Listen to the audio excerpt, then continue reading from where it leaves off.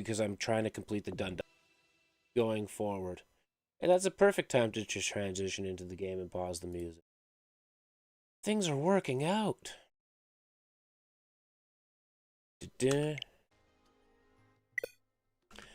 Don't care. Don't need the server until a few minutes from now. Actually, like an hour from now.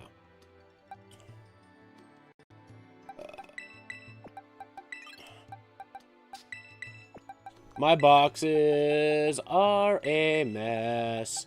Are a mess. Are a mess. Oop, wrong way for the crater of Paldea.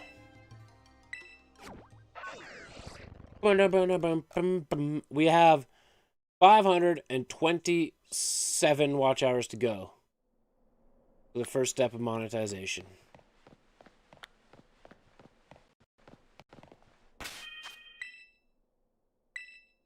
Not bad.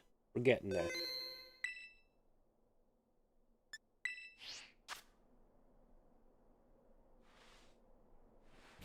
Hey, Kyle, what's going on? I'm doing much better than I am last week. I still have like a tiny, tiny lingering cough. But other than that, we're good to go.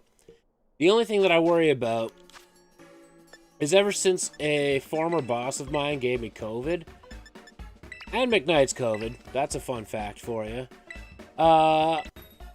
Every time the weather gets cold and then warms up again, I get sick. So I am like legitimately concerned for this week because today we're like minus 15. Tomorrow we're like minus 15. And then we get a day where it's like 10 degrees Celsius.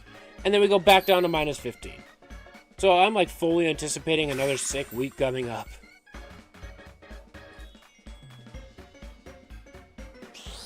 Also, congrats on winning them Switches. That's pretty sick.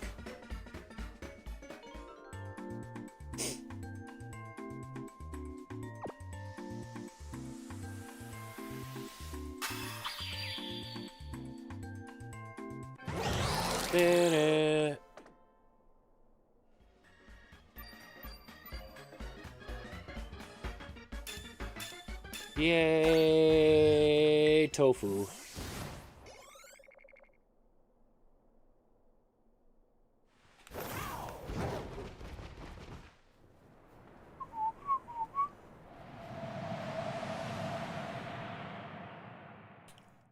Also, I'm going to forewarn you guys, from now until, like, end of May, there's a solid chance that streams are going to be a little bit more sporadic.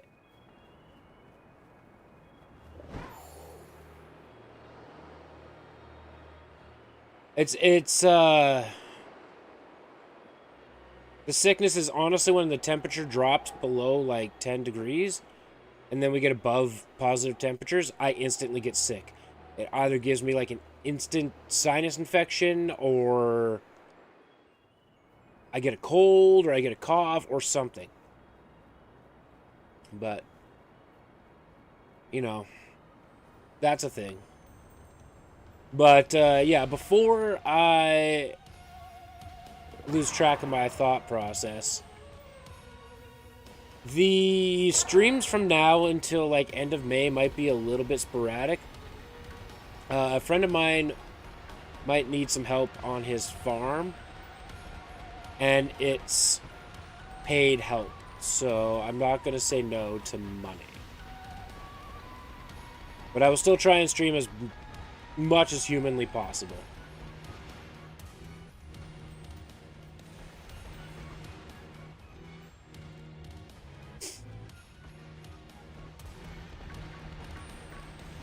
Oh, the yellow snot? Yeah, it's just basically getting rid of the last bit of it. Yeah. Mine's that way today, too.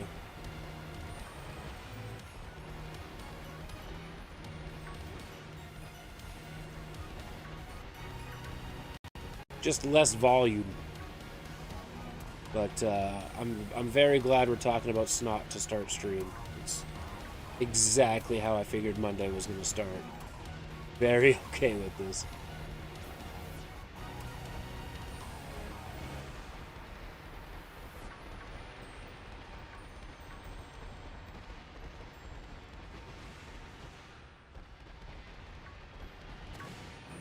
Bum, bum, bum.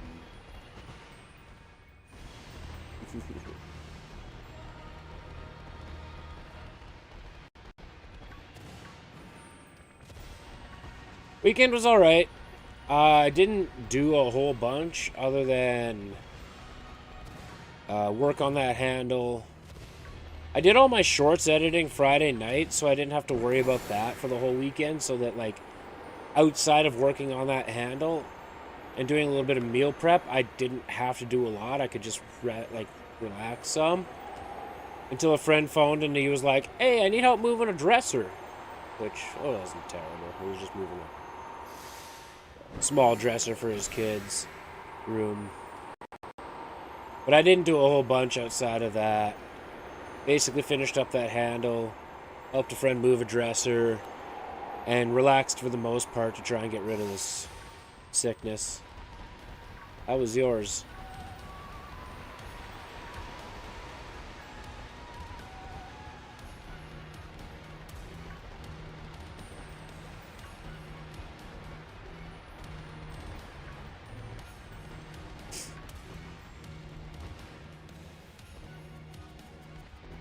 Yeah, see, when he says move a dresser, I got to his place at like 3:30 in the afternoon, and next thing you know, it's like, okay, well, you might as well stay for supper. All right. Stay for supper, and he's like, well, since you're here and I got 3 kids, I don't get to game a lot anymore, so you wanna play some video games? Like, all right. Next thing you know, it's 12:30 at his house, and I didn't get home until like 1 o'clock. So 1 a.m. is about when I went to bed, hence why stream was about 50 minutes late today. But I'm also going to be, no, free food and video games. Yeah, not going to say none of that. But, I'm also not going to say no to anything that he asks of me, because he might be paying me money to work on his farm. So, hey, perfect. Not bad. Not bad. We'll take this. So, yeah, he's going to help me out quite a bit. So, if I have to put in the groundwork now to, whether it's paid or not, trust me, I'm in his good books. I've known him for, how long have I been out of high school?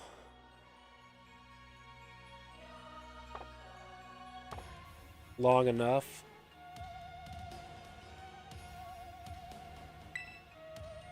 Oh yeah, I met him in grade 7. So I had 5 years of school with him. Plus, I graduated in 06.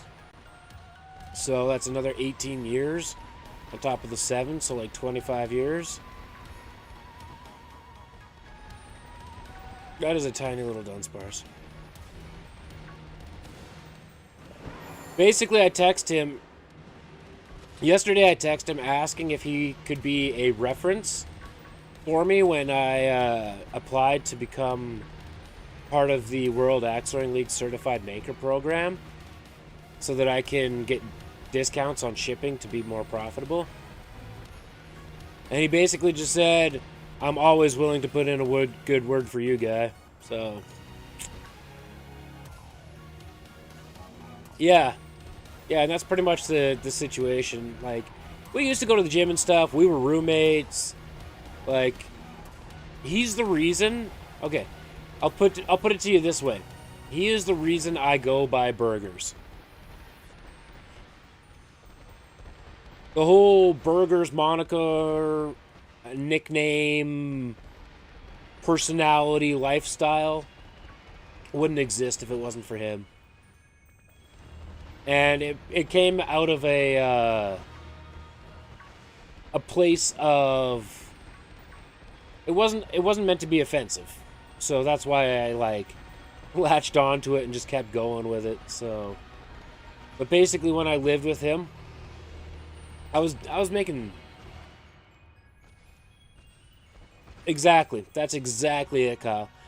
We don't like owe each other a damn thing, but as soon as a text message or phone call comes through, we're there for each other, right? But basically, the way the nickname came about was when I lived with him. Either times it changed, or I was making more money than I thought. But I was a part-time electronic salesman selling home theater systems and computers and car audio equipment. The occasional appliance packaging camera, but my main department was home theater. And I was cross-trained for every department. So you're not that far off, Kyle. Basically, whenever he would see me, I was eating a burger, because it was just like one of those. I would pack a lunch at lunch to take to work, or I would just go to because we were like literally across the parking lot from the food court in the mall, and I would go eat food there. And on my way home, I would just grab a quick burger, and then we would sit and game all day. Or if he wasn't home and I had a day off, he would always come home, and I'd probably be eating a burger gaming. And he's just like, "Man, you eat a lot of burgers." I'm like, I do love burgers. He goes, "Well, then I guess we're gonna call you Burgers from now on," and that's how it stuck. It's to the point where even his kids call me Burgers. I don't think they know my real name. Yeah. I don't think his kids know my real name.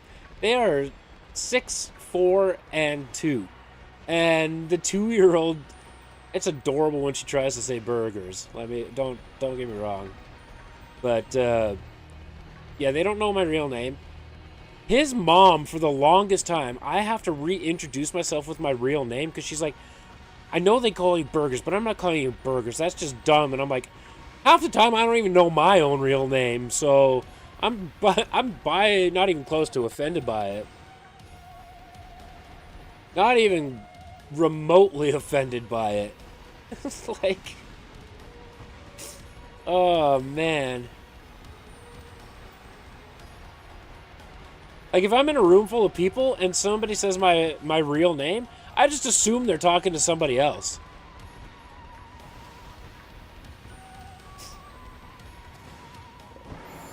Oh God, no. My real name, they would just look at... If somebody called me by my real name and I responded, they would just be like, "That's not you."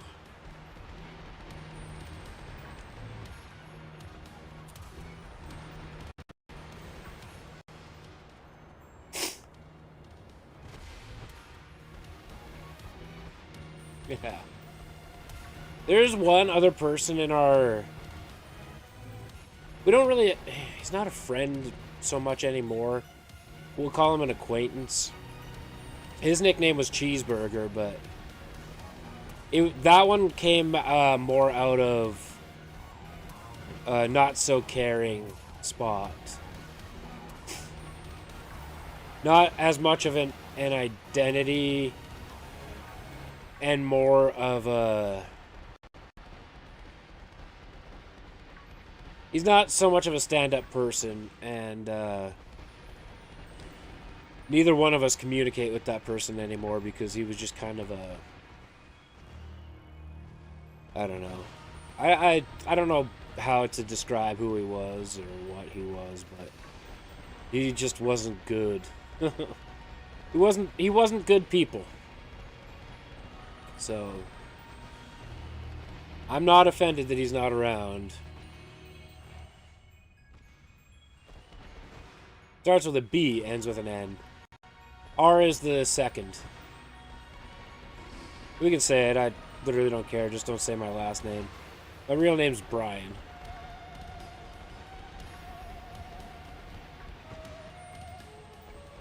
I got Brain a couple times for where I used to work, because they had customer service surveys, like customer feedback surveys, and somebody misspelled my name and it was called Brain. So people called me Brain for a while.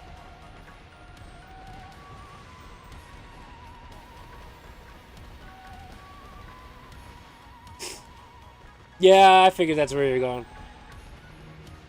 Starts with a B, as in ball.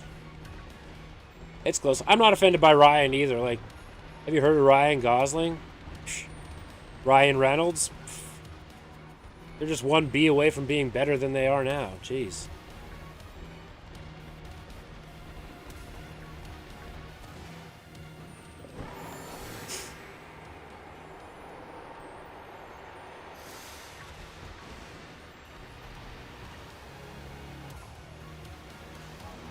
Nah.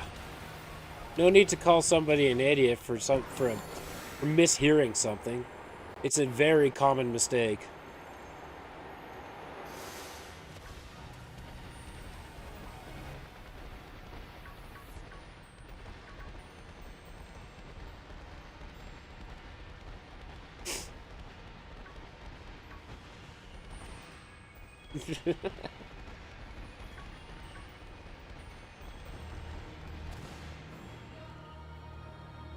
Bop. Alright, so I have a bit of a dilemma.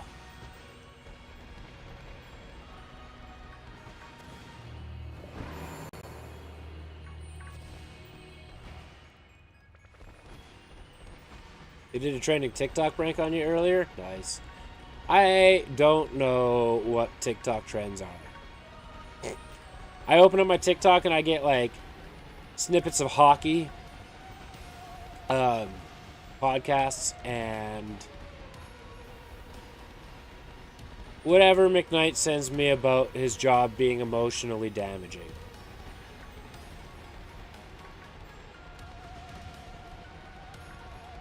But I don't open up TikTok all that often anymore. Kind of faded out for me.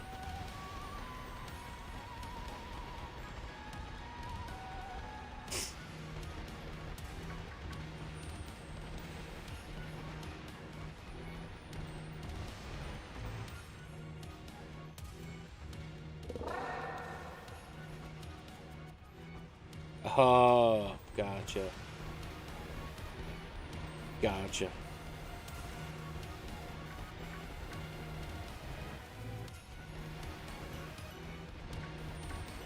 Well, maybe I'm going to have to open up TikTok now.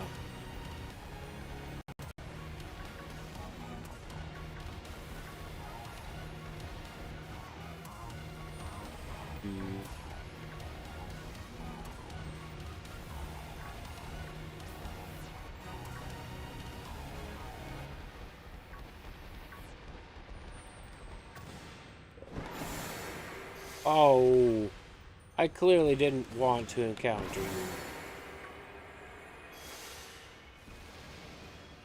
I'm stuck.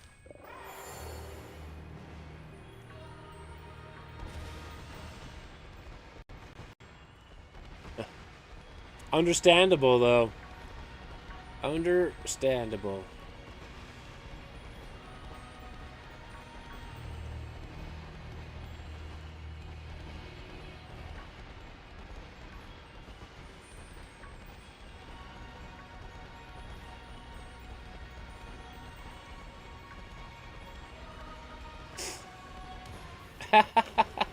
That's more viral than I've ever been. 300 likes? Oof. Good honor.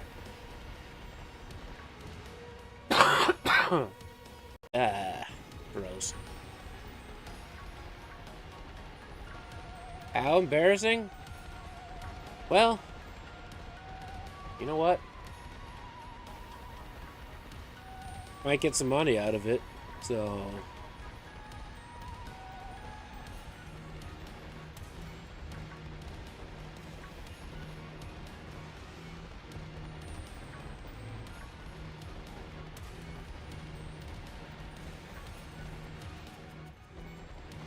$4,000? I have like 140. If that. I know it's about consistency and blah, blah, blah. I don't know why I can't bring myself to enjoy that platform anymore.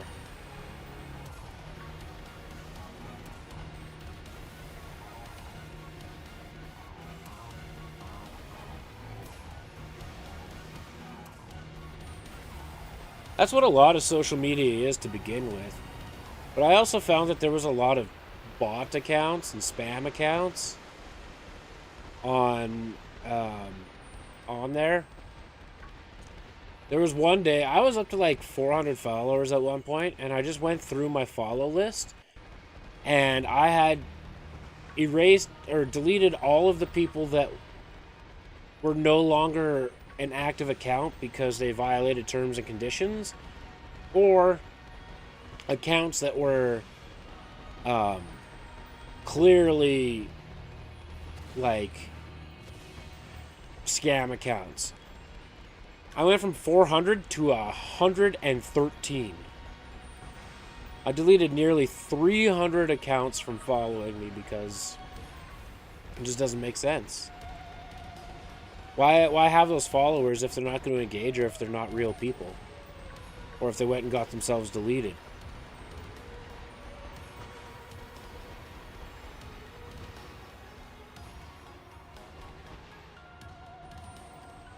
Well, I appreciate that. I have a couple stuff on, like, couple things on TikTok. I have one video that has almost 30,000 views on there, and it was when this game first came out, and roaming form Gimme Ghoul was shiny locked. But one of my chat members at the time was like, "That was a shiny Gimme Ghoul," and it was literally just the way the nighttime textured and shaded it. But I made a clip of it, and I used Megan Trainor's "Made You Look" song in the background of it, and I got like 30,000 views. That's the most I've ever gotten out of TikTok. And then everything else I've been struggling. Like, I'll get 100 views here, and then suddenly I'll get like 1,000 views on something else, and it's just like, I can't handle 3 platforms being inconsistent. Two is enough for me. Well, and that's the one thing that I really enjoy about, like, live streaming, is I know that the numbers 98% of the time are real numbers, right? It also establishes a better connection with your community because you can actually talk to them in real time, or as close to real time as the world allows. But it's,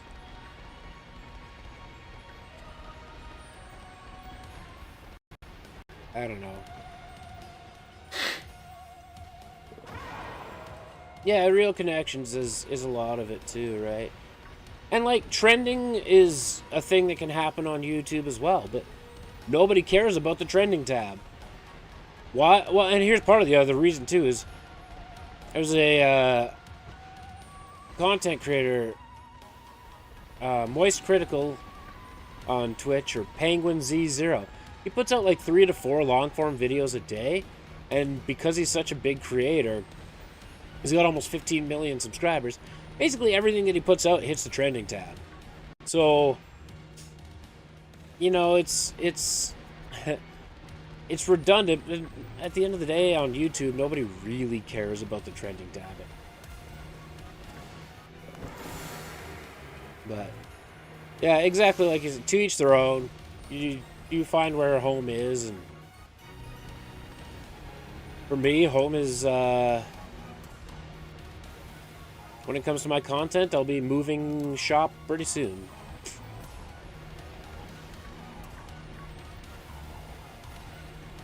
In the next $4.49 of revenue on Twitch. There's a 95% chance I just say goodbye to Twitch, even though I'm monetized on it. As you can tell by my Twitch chat, there is nothing going on there, so there's literally not even a single comment or anything, or a single chat. God damn it, McKnights, you ruined it.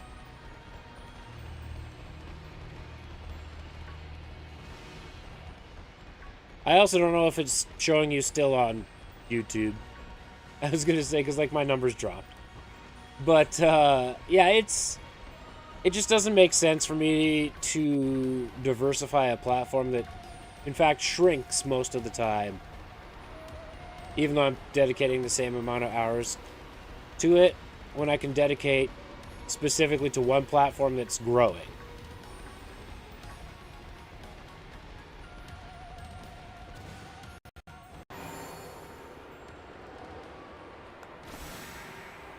That's fair. And I figured that was the case, but like, you know how YouTube be sometimes, you just specifically for you only, the concurrent viewer number drops when you don't chat. Yeah, it really is. All platforms are, though.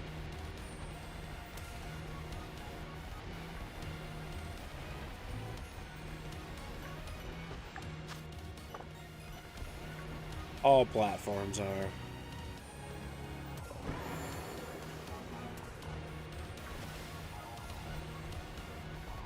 M. Night Shyamalan, that's it. He's getting called M. Night from now on. Nickname has been born. Oh, M. Night.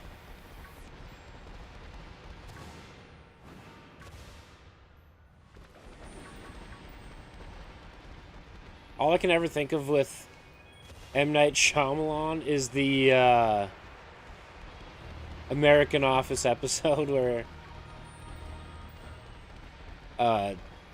Michael thinks that there's famous people living in his condo complex.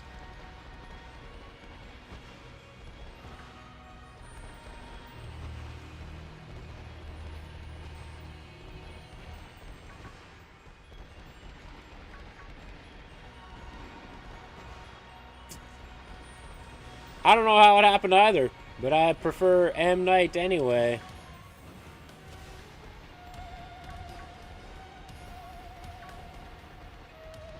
I convinced M. Night of something. I'm a great salesman.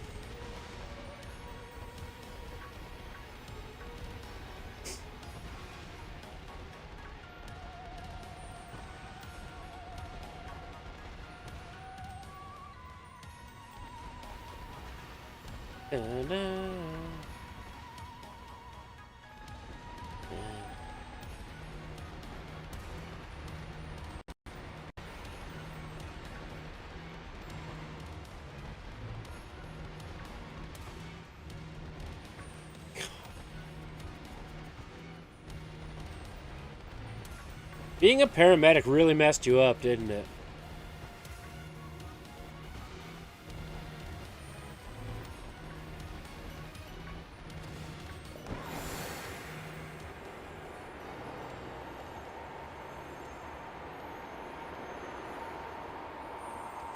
Oh well, works for the venue.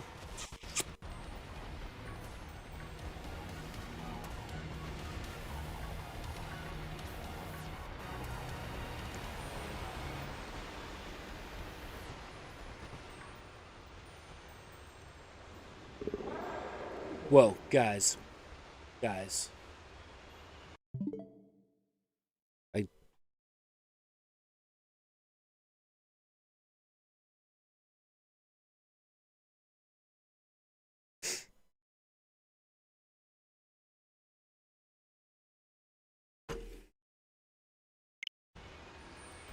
Never mind.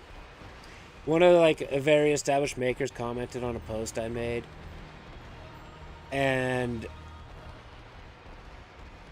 he's all concerned about the core I used, but it's Brazilian walnut, not just a walnut core. Totally different. I will trust the guy that I got the Brazilian walnut for, or walnut from, and it was also confirmed by another guy that Brazilian walnut is impact resistant, so he's all concerned about walnut, but it's not a walnut core, it's a Brazilian walnut core. Big difference. Big difference.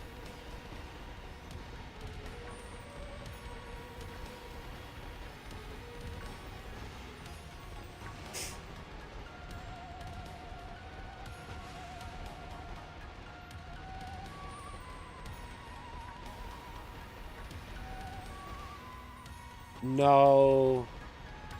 Walnut is not the greatest material as a core for impact. It's very, very strong when it comes to like tensile strength. So if you were to set something on it, like if it was to be used as a pallet, it's great. But if something were to be dropped on it, or something were to hit it, or if you were to throw it at something like a wall and not hit the head, it might crack. Now, right, like a walnut bookshelf, and people love walnut that way. But what I will say is, I got the Brazilian walnut from a guy that has made about 500 axes in his day, with no quality control issues using Brazilian walnut for a big axe. And the material was confirmed by the guy that started making custom axes. One of the very, very first to ever do a custom handle. So I'm not worried about it. If it was just normal black walnut, yeah, I would be a little suspect of it. But I think he's just fixating on the word walnut.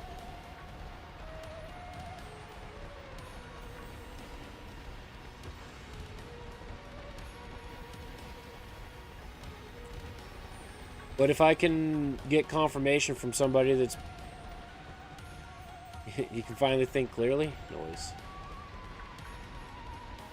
But if I can get confirmation from somebody that makes enough money building axes that it could be his living, but he decides not to, that wood that I'm using is fine, I'm very okay with it. I'm just going to ignore the comment. I'm going to trust the people that I've surrounded myself with, and go from there. But what I can tell you is, it's probably just as strong as him making a handle out of pure veneers and gluing them together.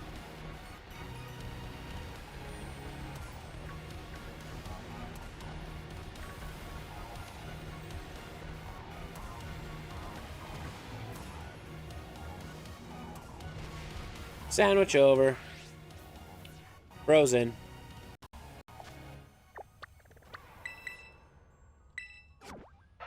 Like, let's do something here.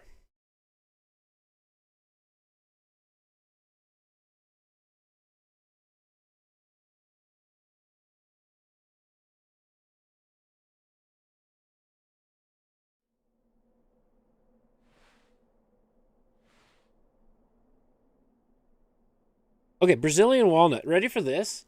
He's worried about Brazilian walnut. Brazilian walnut, also known as Ipe, is nearly the hardest, most durable wood available. It has a Janka rating of 3,680 and has a Class A rating in fire resistance alongside notable substances like steel and concrete. Brazilian walnut is plenty of colors ranging from near black to olive brown tones. Am I worried about that destroying as a core? Absolutely not. Like... But if we go to just our typical black walnut that everybody gets, it has a Janka hardness rating of 1,010. DJ, what's going on? I'm good. How are you?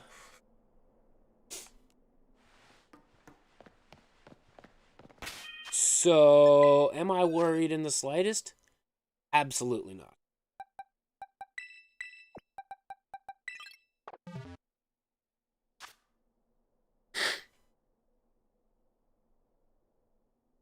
Free scrap wood? No. Well, reclaimed pallets? Yes.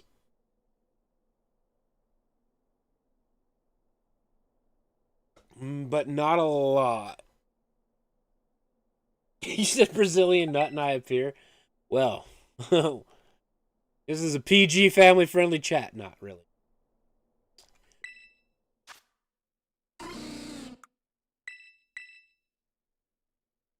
Not a single status 69. Nope, that's not what I want. That's not what I wanted. DJ forever shall be known as the Brazilian nut going forward. Oh, that's rude. There's a couple places,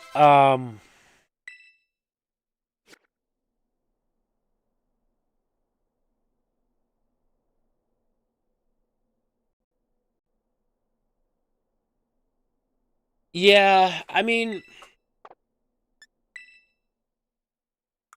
I'm sure some of it could actually end up looking pretty good.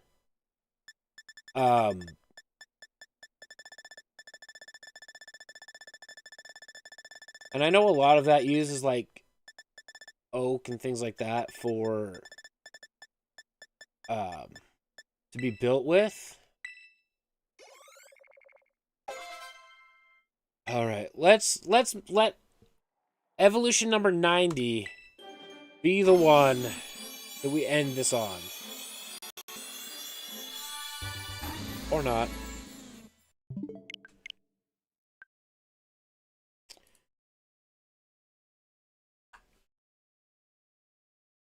No problem, DJ. I hope you have a great day.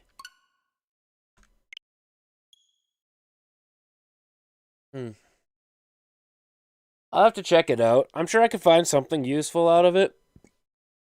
But the website that I am going to be ordering from is basically free compared to what I've been paying. As insane as that sounds. So for me, can I justify raising my prices based on the reactions and the demand that I have? Sure. But I don't want to do that. I don't want to raise my prices. I never want to raise my prices. And you didn't hear it from me. I didn't hear a darn thing. So with that being said, I never I mean, if I have to, I have to, but if I find a better deal where my costs are lowered, that's effectively like giving myself a price raise, right? So the prime example of this is when I would buy hickory for the core at the local place, each core would cost me around $10 per core.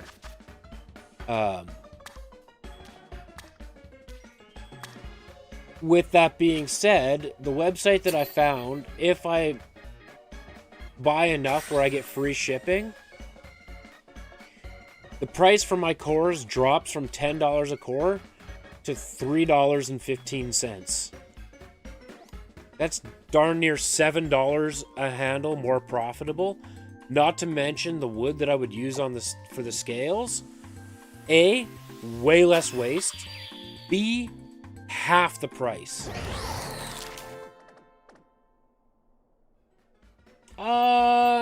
With my current costs, not really.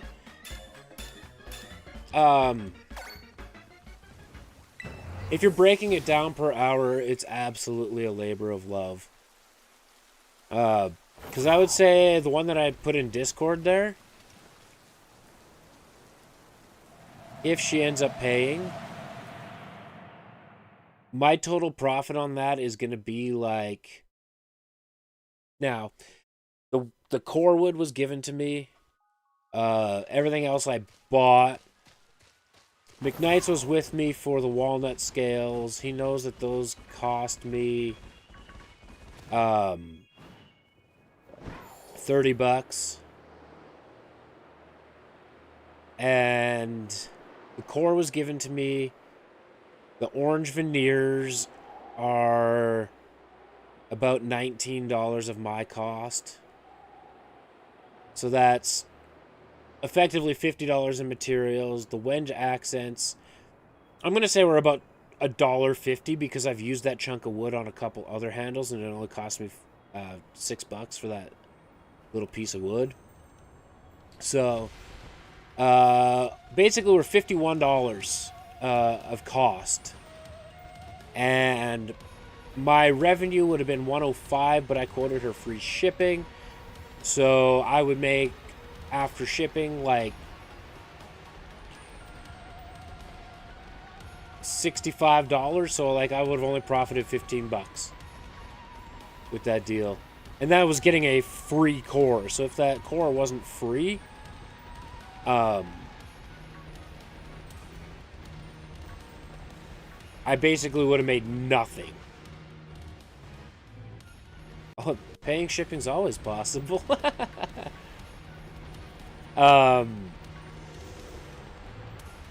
So basically she was going to try and Venmo me, but Venmo doesn't work in Canada.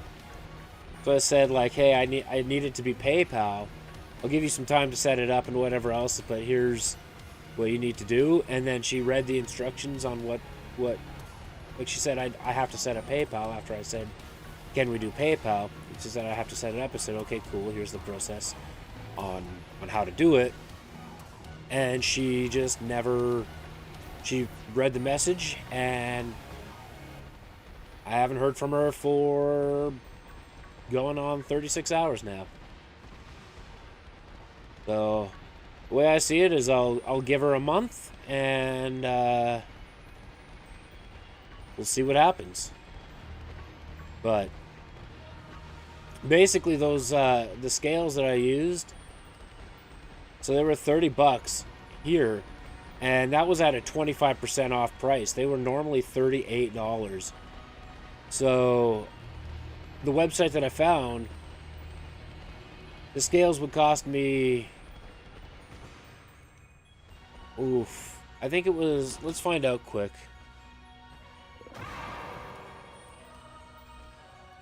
I have the website bookmarked because I'm obsessing about it.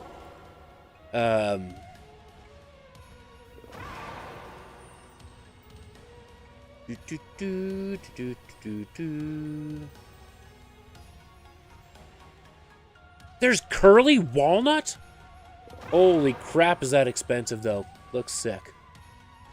I know you guys just think I'm going crazy, but it's fine. No, I don't want SS4 lumber.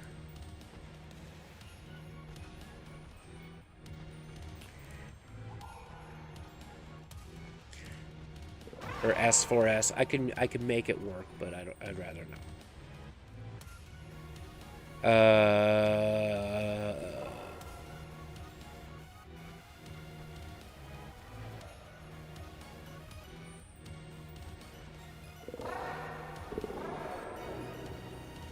It would have been $20.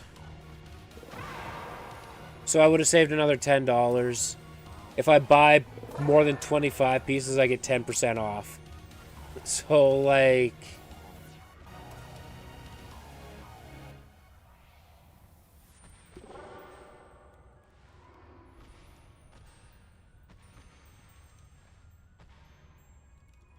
that makes sense though, Kyle, with different names. But when you're just basically setting up a brand new PayPal, it's like, hey, what's your email? Here's a password. Link a card. Literally 2 weeks ago? Not even.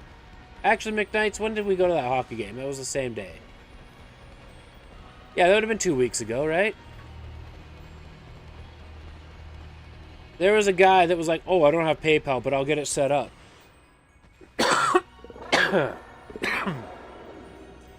By the time I had the handle done, he was like, well, how do I send you the money? I was like, don't worry about adding my email. I can send you an invoice if I get yours.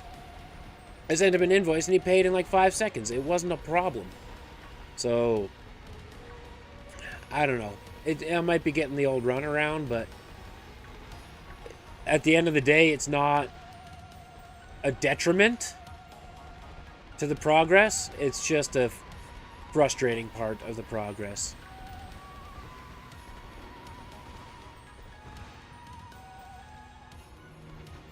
Oh, I don't think joint's a bad decision. Like we said earlier with YouTube, PayPal can also be a fickle bitch. But,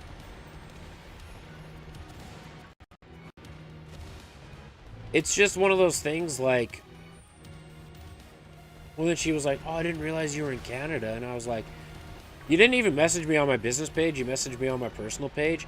It would have taken you like 9 seconds to figure out that I didn't live in the U.S.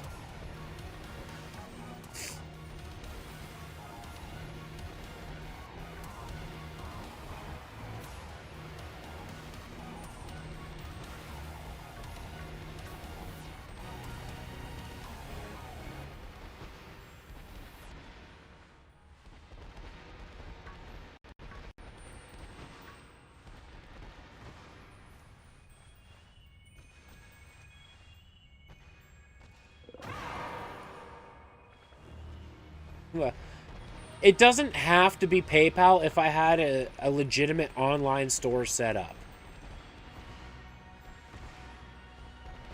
But I appreciate that, Kyle. I know you'll do your thing. I trust your word. But if I had a legitimate store set up, I could have it so that they pay through like whatever means possible. Whether they did it through like a credit card or whatever the case may be. But I'm going to be honest with you. I don't want to pay taxes on the stuff right now because every penny is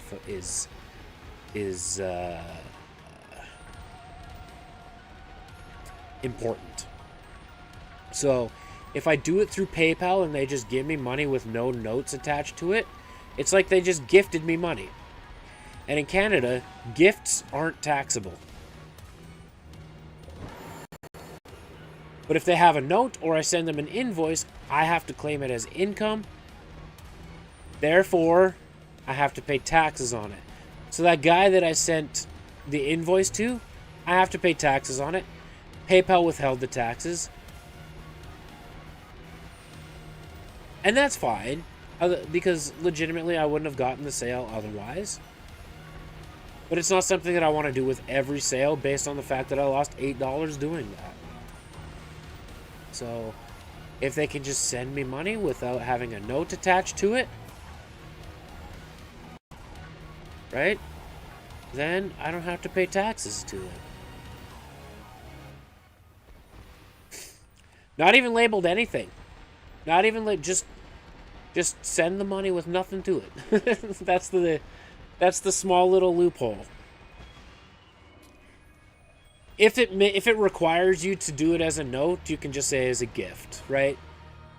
But yeah, it's just a small little loophole in the tax system. And trust me, I am an honorable person. I will pay the taxes that I need to pay the taxes on. But right now, if I'm trying to establish my life and get an empire off the ground, every dollar counts. When I can afford to pay the taxes and have everything tracked and taxed and all that stuff, I absolutely will do so. But if I had a legitimate website or a shop set up for my axe handles and my work and stuff, then yeah, she could pay by any means that wasn't PayPal if she wanted to. It kind of blows my mind that people don't have PayPal set up, though. Happy birthday. Happy early birthday. Couldn't wait till October. Was way too excited.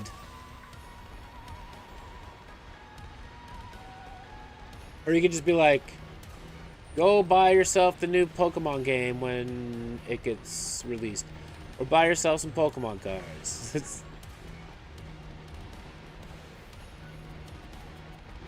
But, yeah, like, it's, it blows my mind when people don't have PayPal at this point, because legitimately when I go to buy supplies or anything like that, there is only one place, unfortunately it's the wood supplier, that doesn't accept PayPal as a form of payment. Kind of blows my mind.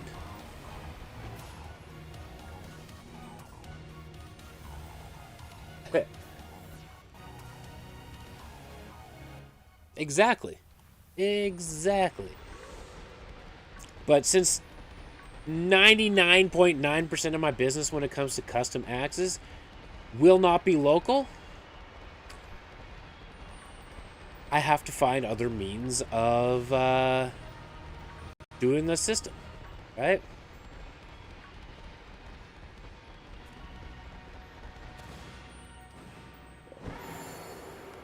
Fair enough.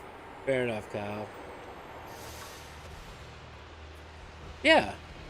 PayPal, like, okay, now, don't get me wrong, we're getting Elon a little bit more rich by doing, well, maybe he sold out of PayPal by now, but he was one of the founders of PayPal, and that's how his life started. Thanks, PayPal. But it's like, internationally, it's globally accepted, so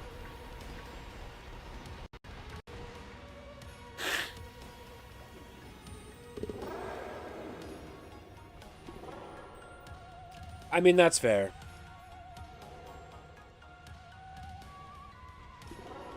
But if here's my thing, I think they'll leave me alone if I claim what I have to claim.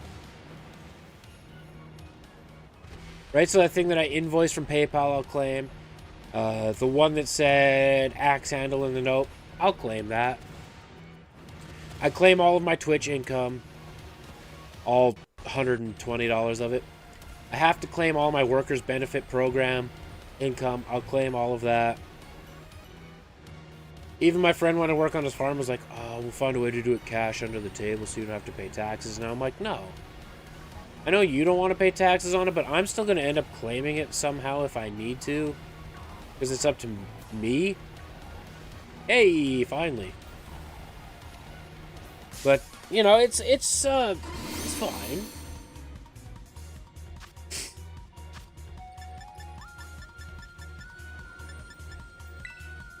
Alright then. So we're not lining Elon's pockets, but that's how he started his empire, is through PayPal.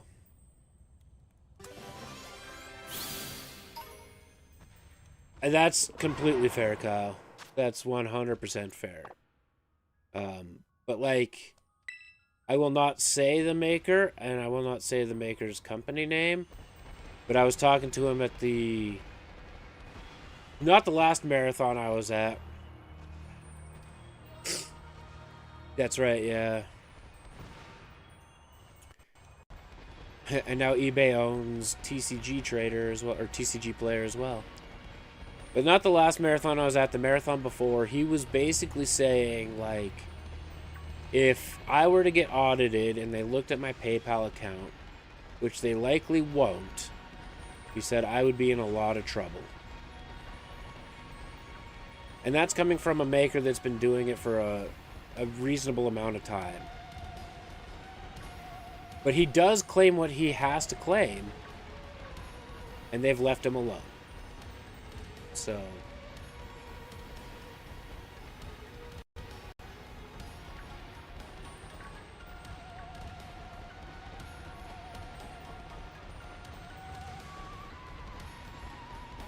it's not the end of the world.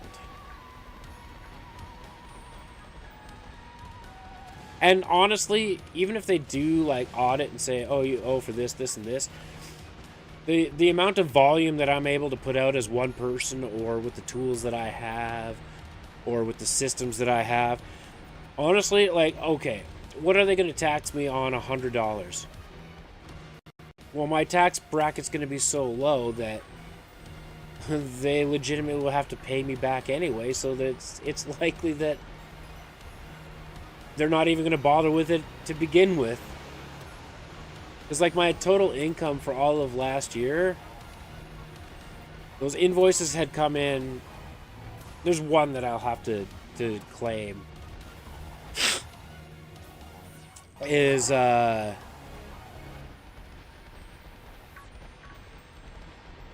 have to claim some of my eBay stuff, too. But, like, my entire total income from last year, between the workers' benefit, the eBay stuff, the one handle that actually had a note attached to it, And Twitch is like $1,900. So they're just gonna look at me and be like, okay, so here's your low income benefit. Here's your GST benefit. We're not even gonna bother with you. You don't matter.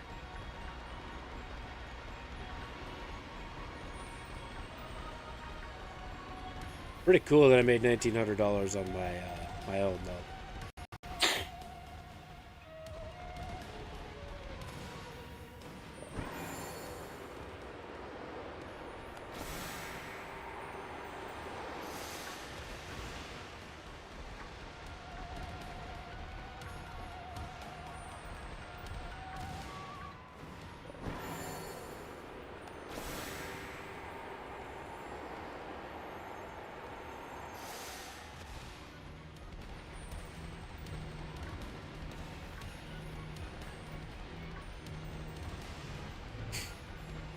How much time's left on the sandwich? 12, 13 minutes. We got one, which is helpful. We're open for more.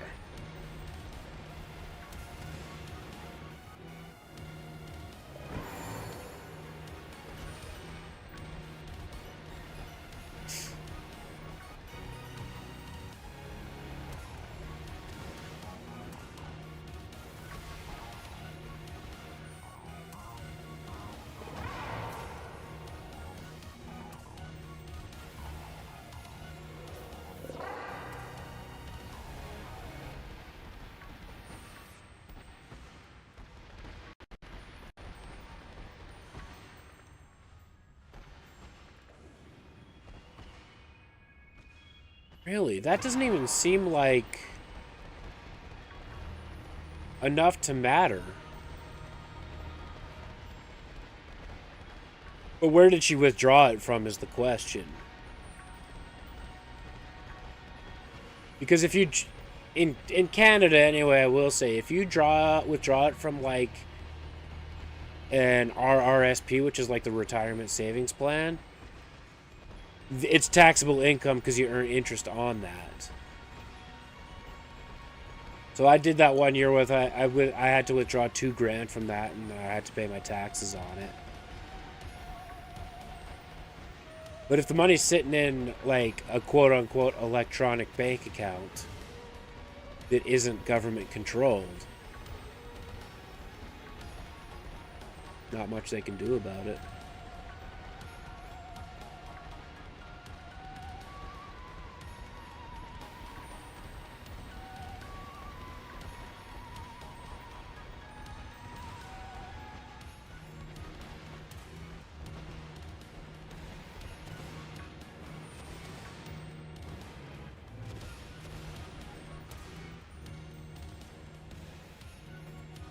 Really?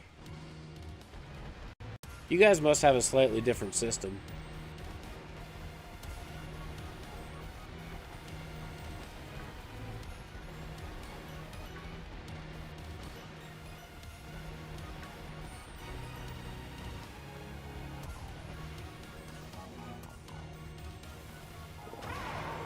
Well, and I mean, it's a different thing too. Like, you don't know if certain places will necessarily accept the PayPal, but straight from PayPal to bank account, I do that all the time. I've done that for 3 years on eBay before they even actually allowed me to direct link my bank account. But I think a lot of it comes down to the fact that I just don't make enough money for them to care. Like, if I started making $30,000, $40,000 a year, they'd be like, yeah, absolutely, you got to claim everything. And I would, but...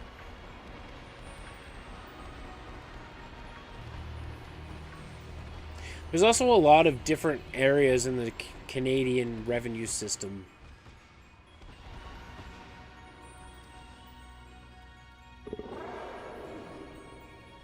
That would make more sense.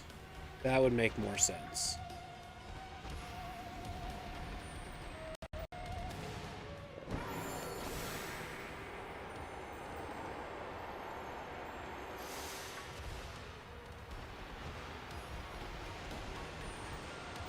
Yeah, that would make a lot more sense. They're probably just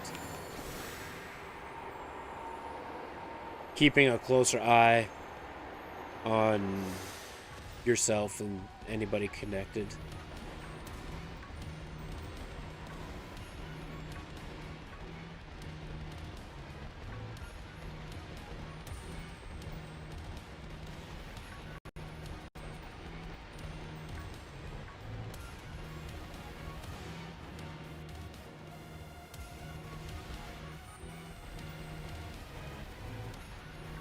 Unfortunately.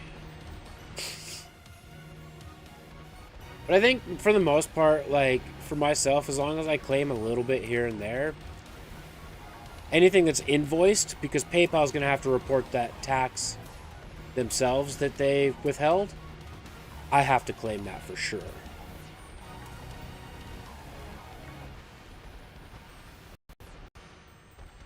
Hey, we'll take 2 this time around. That's helpful.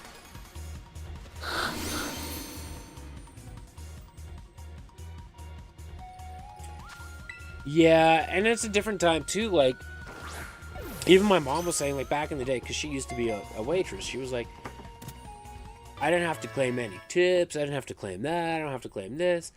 And I was like, that's not so much the case anymore with how everything's paid, everything's tracked, so you do what you do. Yeah, well, I'm hoping it's gotta happen soon. I mean, if it doesn't, at least we have Pokemon Day. Yeah, to claim 18%. Yeah. So...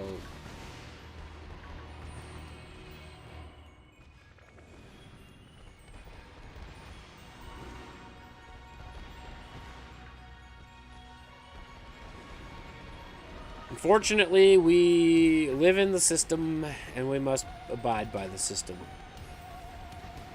Who came up with the system? I don't know, but I don't like that person.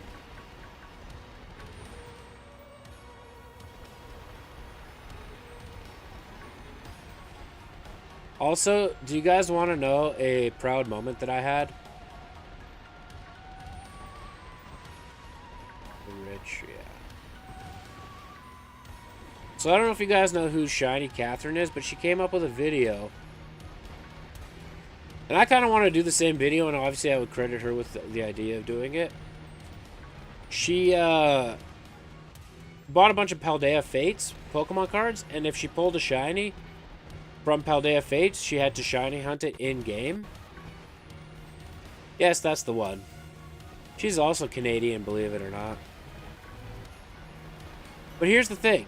I watched her newest video within about like an hour of it being released. And she did the video, and I'm like, you straight up missed a Shiny.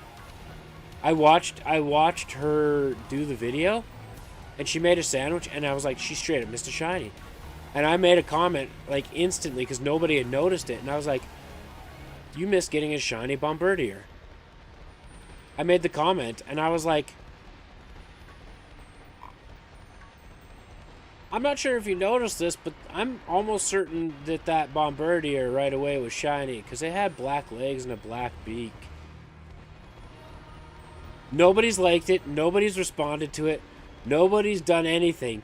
But she made a community post saying, oh my god, I didn't realize that I missed the shiny Bombardier. But I was the first one to comment that it was a shiny. And... because, like, my comment at the time of the posting was, like, 14 hours ago. And her comment on her community post was, like, 13 hours ago. And then you see people piling on from, like, 10 hours ago and whatever else. And I was like, I noticed it first. So for those of you that said, I think you missed a shiny, nuh-uh. Nuh-uh. My eyeballs are legit, okay?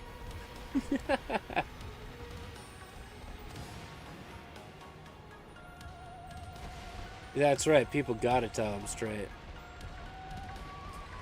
I think you missed a shiny. Nuh-uh, bruh.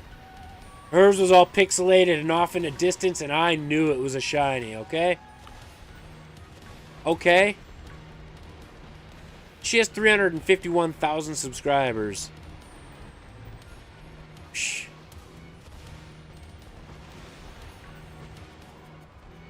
I'm just getting more Pal World comments that I just ignore lately. It's okay though, Pal World is dying. Heck, I even noticed a okay. Sorry, my nose is getting stuffy again, but it's fine. I even noticed a shiny Cyclizar that I could not catch. Well, an egg was hatching that should have been my main focus of my attention.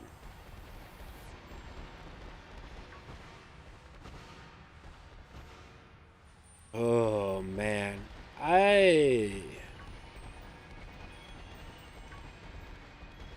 I can't believe people still support a game when the CCO or COO of the company basically said the people that don't want to play this game are just lazy.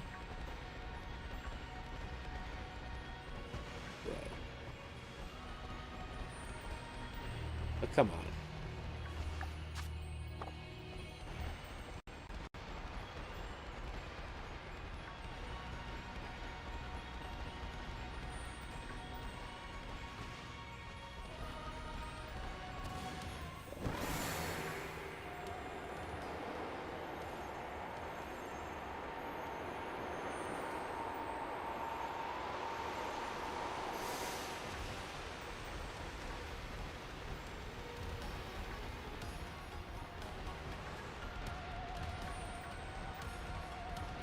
I just can't.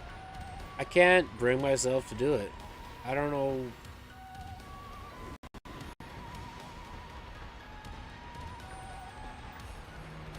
I think it all still comes back down to what I said to McKnight's when it first launched. I was like, I downloaded it. I haven't opened it. And I think it just comes down to the fact that I can't support a company that doesn't have its own original ideas, where a lot of the designs are clear, direct rip-offs. Like, there is other Pokemon-like games out there that I would probably play, but at least the character designs are unique. Heck, even the people that come up with their own, like, hey, I've got a new region for Pokemon. It's, like, as an example, McKnight sent me one that was the Canadian region, where there was, like, a beaver-based Pokemon. Not Bidoof, but it didn't even look close to Bidoof. Like, or the moose Pokemon, or, like, those fan-made things are more unique than what Pal World's done, in my opinion. But they would still just give their ideas to Pokemon to use. There's a big difference there.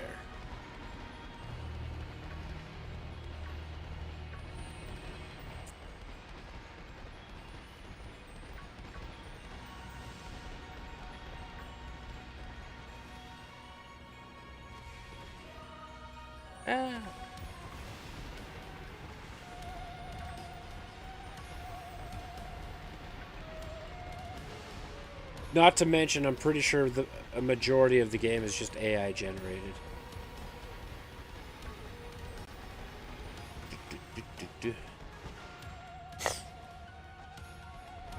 So that's a big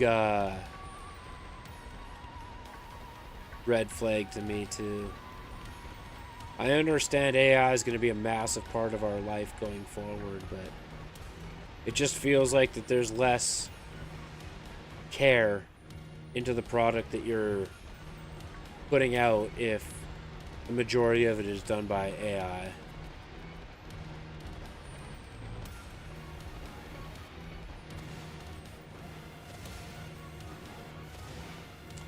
Sammy over.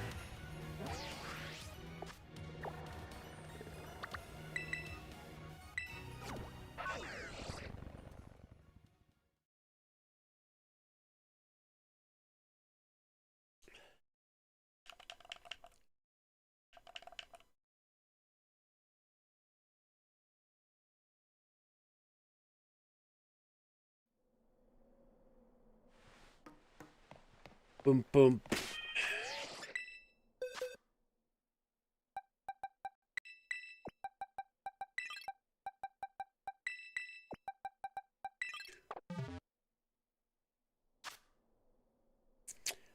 I don't need anything in there. We need to change some moves. Anything that's 69? No.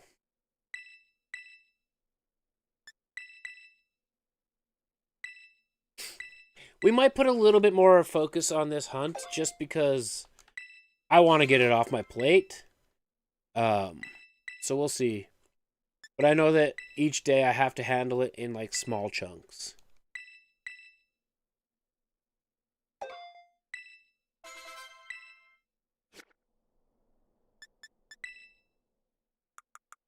Oh, excuse me.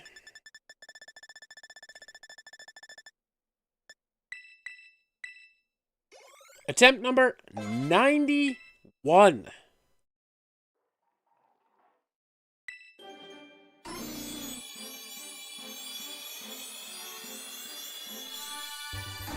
No good.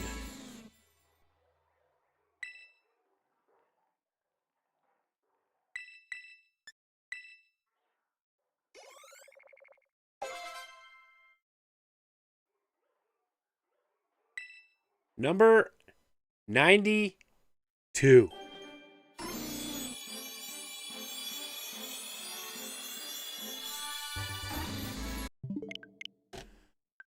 That's cool.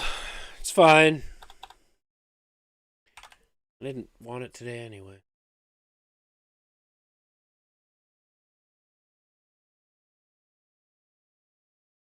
Game changer. Yeah, I mean, sometimes sleep aids definitely help. They definitely help. I don't take them too much anymore. I used to be super reliant on them, but I don't take them all that much anymore. Also, chat, we're going to do some raids. So, I'm going to run to the washroom quick. And now we're going to do some raids because clearly, as you see, I was down to 2 salty herba. That ain't going to fly for all the shiny hunting I need to do. So, boot up your switches. If you have the game, get in the game. Make sure you connect to the internet. And, we'll get moving.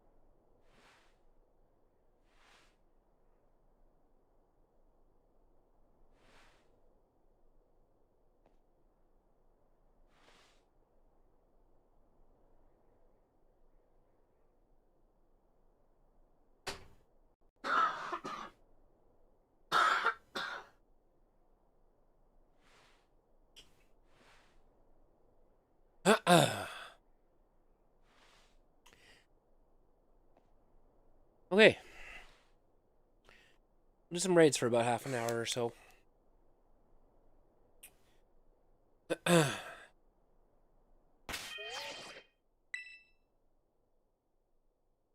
Pokemon Day tomorrow. Who's ready to watch all the stuff on stream with me tomorrow?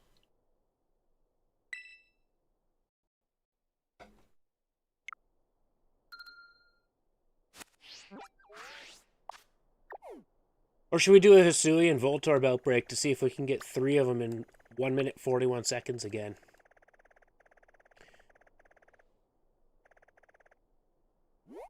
Duck, it work till 12? Sucks to be you. I actually kind of want to do this Pineco outbreak, even though it's in Lake Forest. Because it is one that we need. Lucha. Oh, I connected to the internet the wrong way. The Hisuian Voltorb didn't show up. That's apparently legitimate, okay? Anyway, we're gonna go here. Where do I want to start? Here.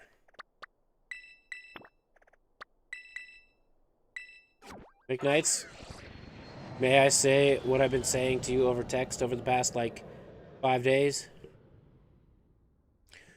Fuck that job.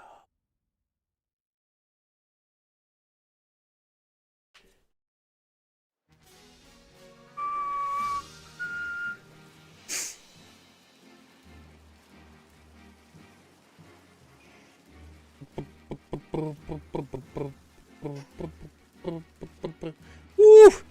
1,031 subscribers. Crushing it.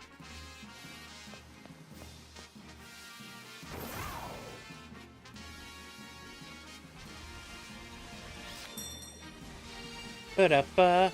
Actually, you know what? Ooh, fun.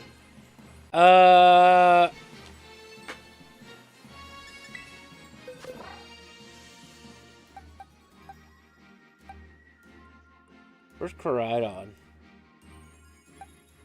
Probably in box 1 still.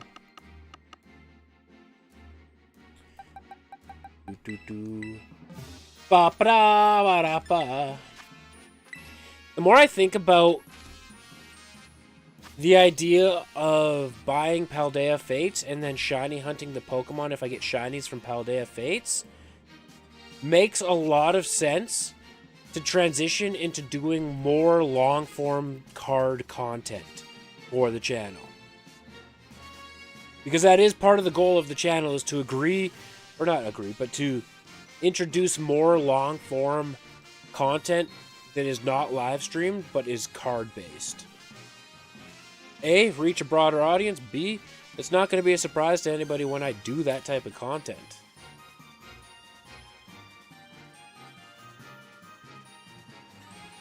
Do a couple of them that way to be like, right? Give credit where credit's due on where I got the idea from. Nobody's angry. Next thing you know, I do a couple videos where I'm shiny hunting what I got from Paldea Fates. Next thing you know, there's just a couple videos of like, hey guys, I liked opening cards so much, I thought I would do an exclusive card opening video.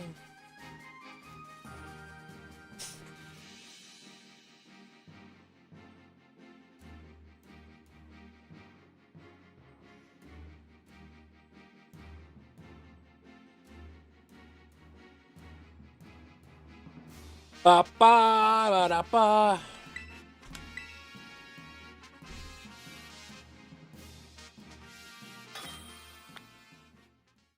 Genius.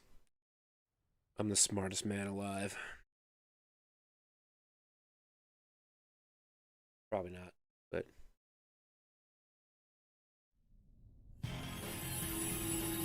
Ooh, 265 on that video now. Nice. I'm crushing it, guys. McKnights! Don't you worry. Don't you worry, we'll get you out of that situation quickly.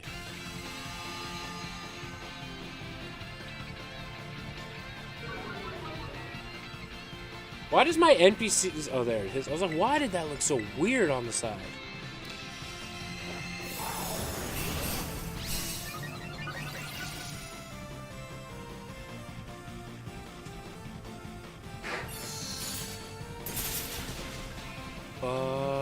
Well, I forgot about that part. Hey, King, what's going on? King Patrol, what's happening?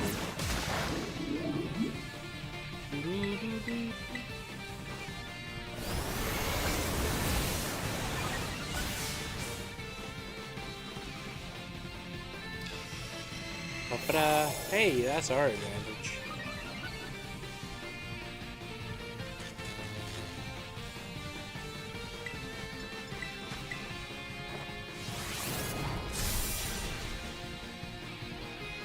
Damage.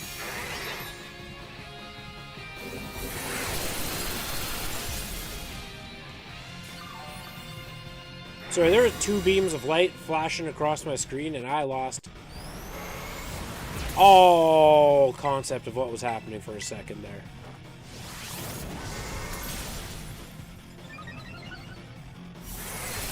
Okay, that makes sense. That hurt.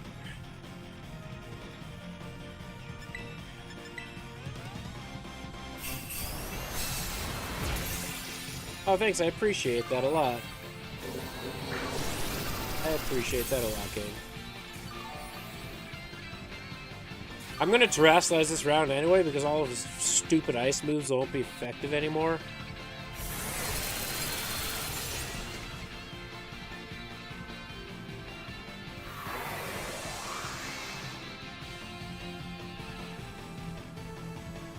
Even though I'm going to continue to use Dragon Balls.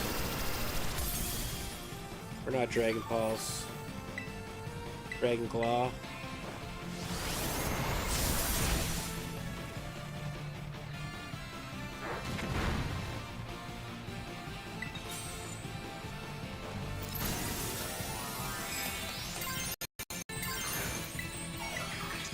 I mean, it wouldn't matter, but...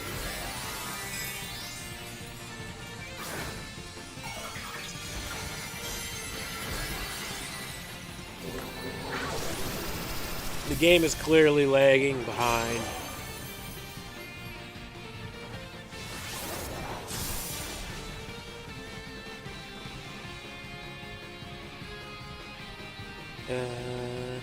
Nah, that was fun.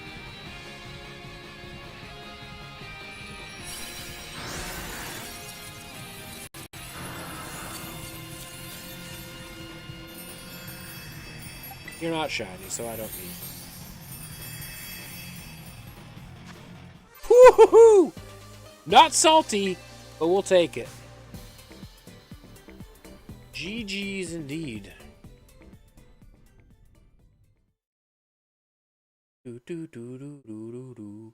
I know what I might do this weekend. I'm looking at my wall behind me, and I might get more clips. Sweet and sour delicious. It's like chocolate-covered sour gummies.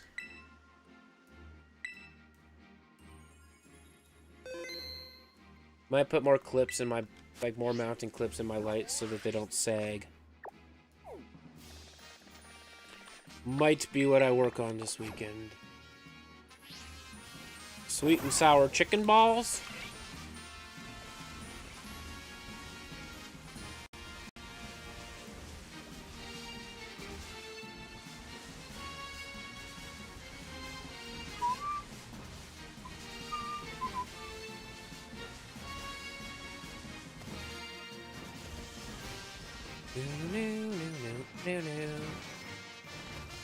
Oh, I never told you guys what I convinced McKnights of and why I'm such a great salesman.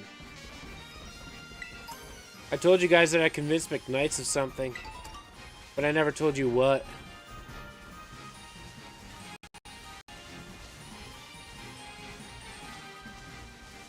I'm forcing McKnights out of axe throwing retirement. I was a good salesman. I overcame all of his obstacles that he had that would be in a typical sales conversation. All of his objections. I overcame them. Like, I don't have an axe. Well, I happen to have many. Or, oh, but leagues are expensive. I retired a champion. Nah, you'll be the people's champion this time.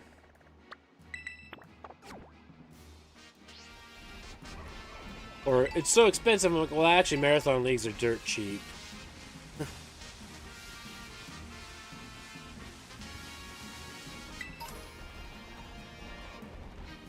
Also, if the axe that I let you use breaks, the guy that we're going to, he has like 500 that you can use. And that's not a... like, that's barely an exaggeration.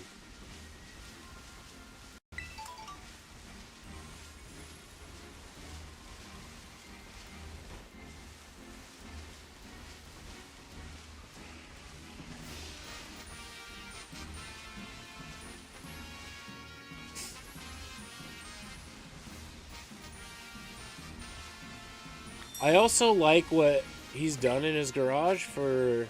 Ooh, Malamar.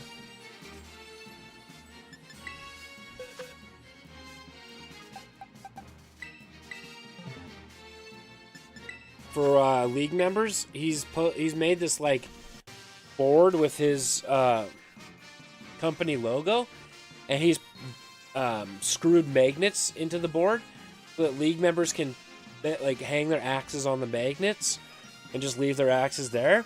I thought to myself, you know what? That's actually pretty sick to display axes that are for sale.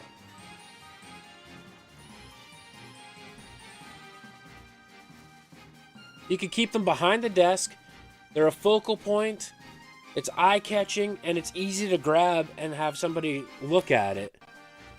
I don't know if I ever sent you the picture of it, but I did take a picture of it when I was there last. I'll do it to you now.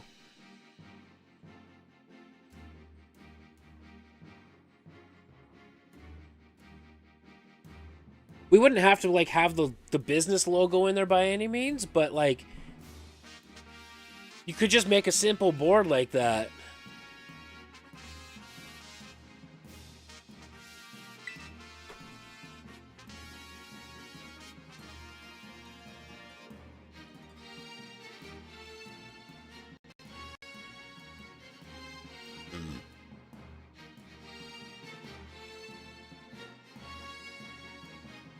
Like, it's probably big enough to hold, like, 8 axes.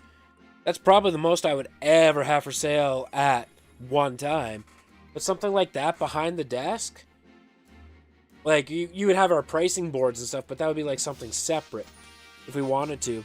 I still don't hate the idea of having a behind glass underneath the desk. That's pretty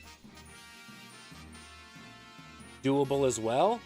But now this way, you don't have to worry about, like, little axe blocks and stuff, even though it takes me like 5 seconds to whip up an axe block for them to be held up, but it's pretty sweet.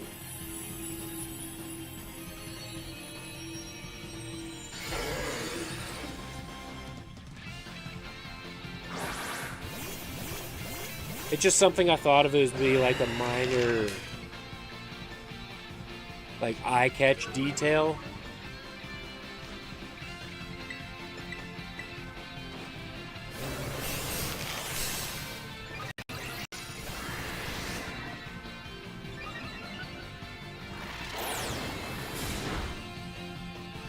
That did a lot of damage for something that wasn't so effective.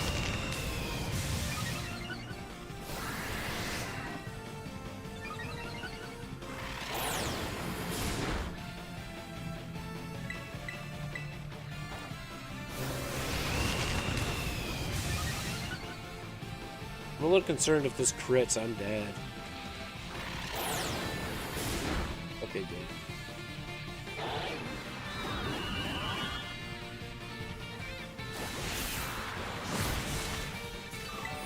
I hate that topsy-turvy so much.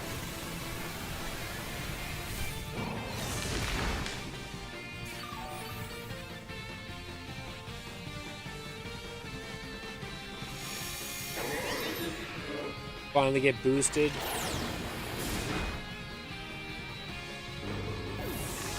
God damn it.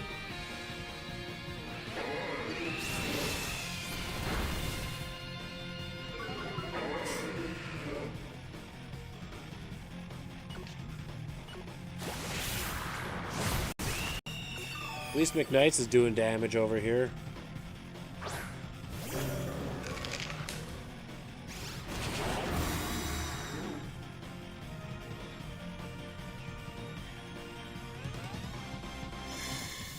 Oh good, I didn't have any because I fainted.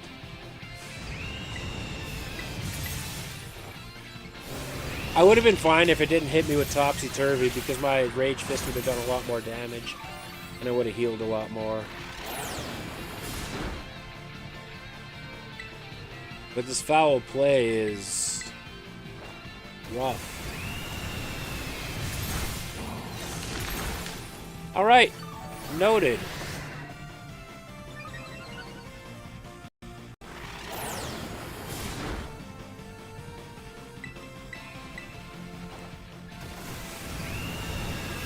willing to charge at 10%. It happens.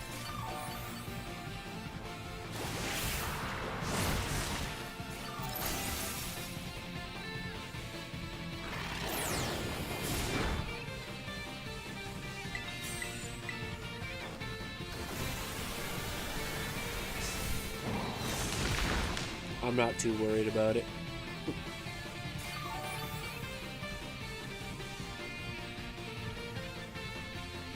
Do, do, do, do, do, do, do.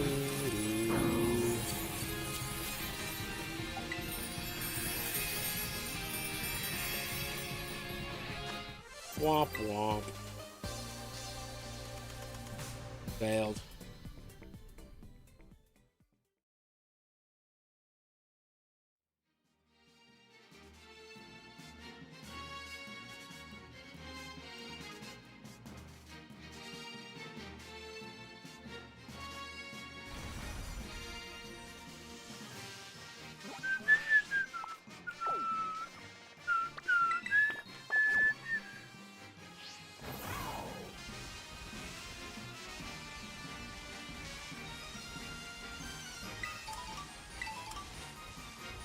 Distracted by items.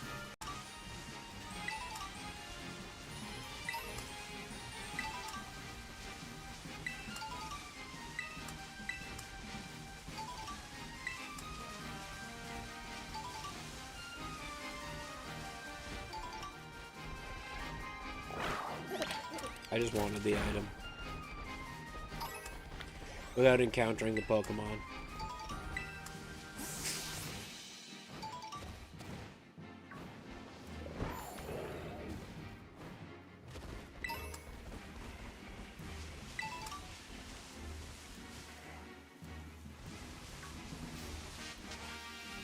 That was cool watching the Rhyhorn climb the rock.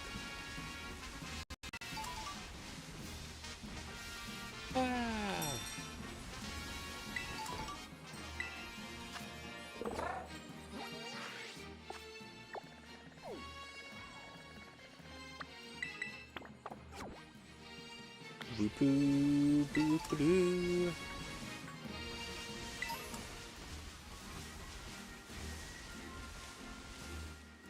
Trapinch.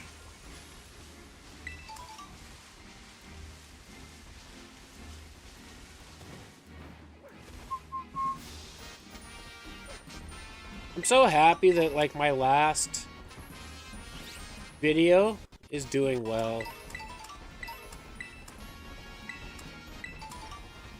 Because it does let me know that long-form content, short-form content, and live streams can coexist on one channel. My retention isn't great, but it's fine.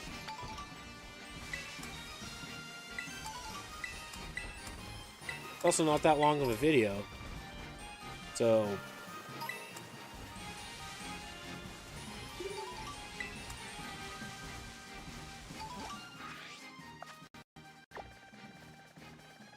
oh, leg. We checked that one out, didn't we? No, maybe we didn't. Whatever, it's not gonna hurt. Worst case that happens, we waste 40 seconds getting there. Best case is it's a good raid and I find a shiny along.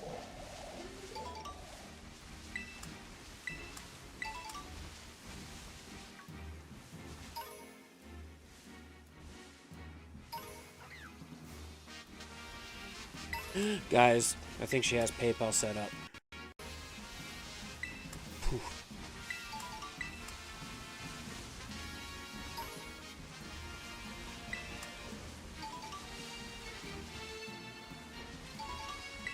Well, and that's just it. It's like, why can't a channel be one resource hub for everything? Right? Like, there's nothing saying it can't.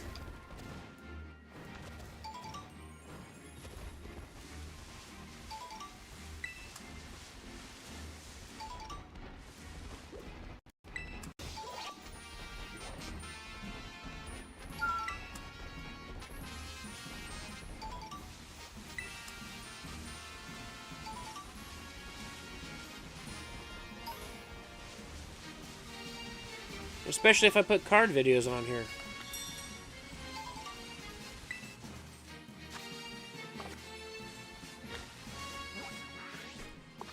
When I think, too, the other part of the shinies is, like, I'm seeing that... Okay, I'm going to try and bring it up here. I'm seeing that a lot of... I'm getting a decent amount of traction by linking the video in my shorts, if that makes sense. Because I can do that now. So if I do, like, engagement here, like, 37% retention is actually decent.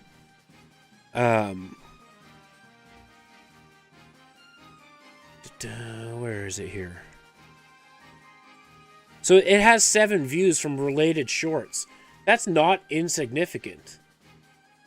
Right? So 7 views are views that I wouldn't have had previous to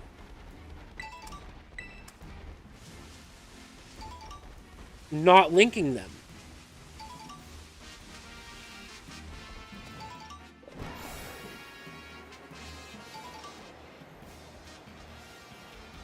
So, I'm not mad about that. The Zangoose looked to have a blue tone when I was going up, so I stopped.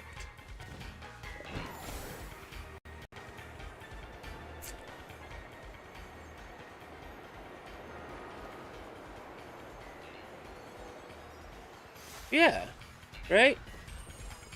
It's also difficult to, if you've never caught them with a live stream, it's also difficult to discover the live streams sometimes because they're on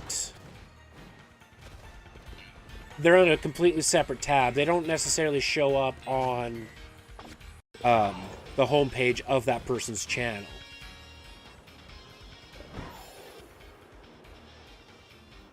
Well, I know you're not promoting. I don't care what you say.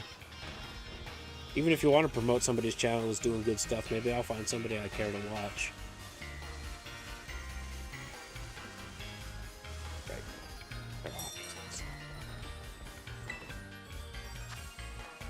Metagross didn't really do much for us last time, but I'm willing to give it a go because this will be a Goldango specialty.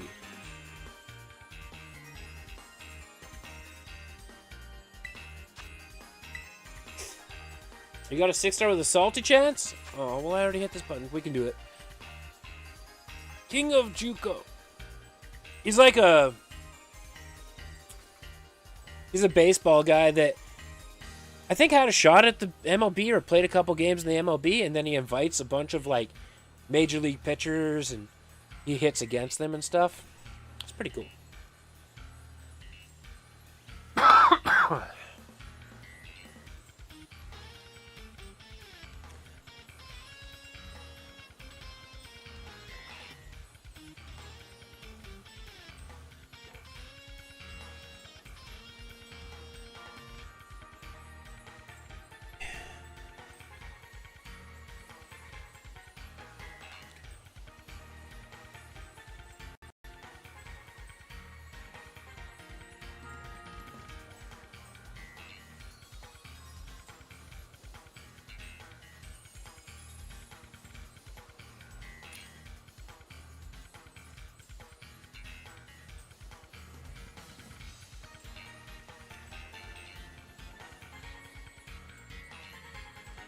Water Terror Crawdaunt. That's going to be like double stab.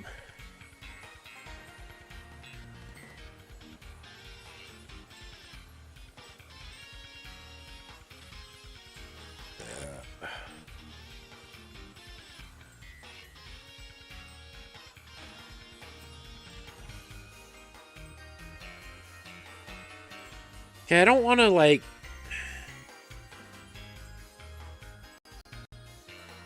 I don't want to trash talk another maker by any means, and I'm not going to, but, like,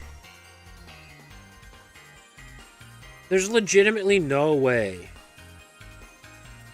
that my Brazilian walnut core, true super weak, especially if I do a couple little screeches and drop his defense. There's no way my Brazilian walnut core he just posted in his make is weaker than using 2 sheets of veneer as your core.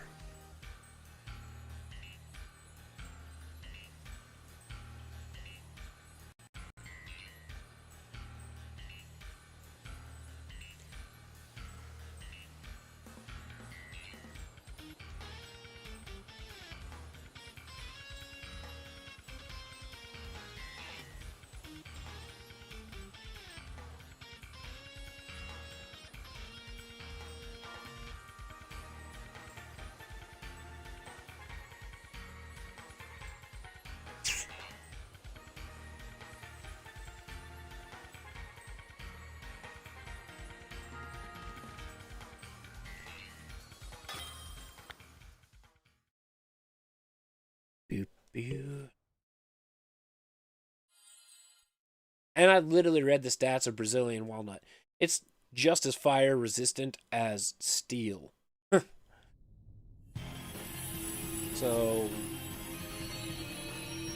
I don't know. I'm not going to bash what he makes. He's made hundreds of axes in his day, and they're all fine, but like, I think he skipped over the part where it was Brazilian walnut.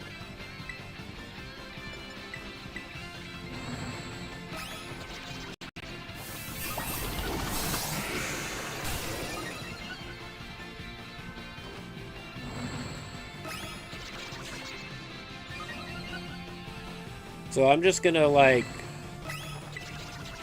let it be.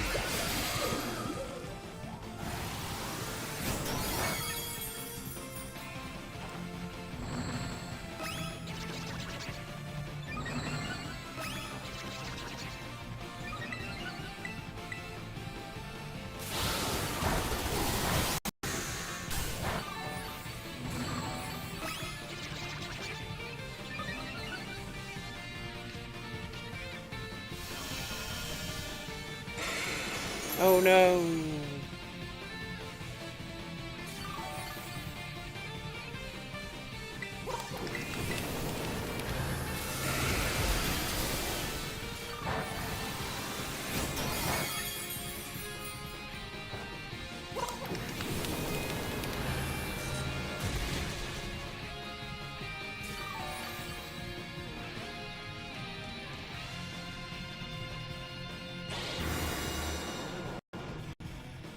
Oh no!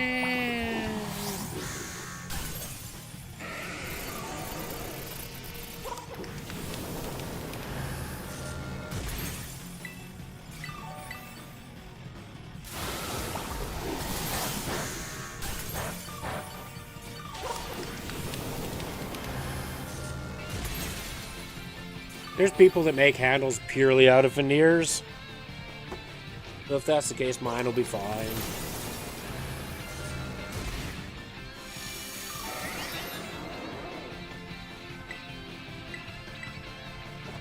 The key word is fire resistant. Not fireproof, fire resistant. Overkill!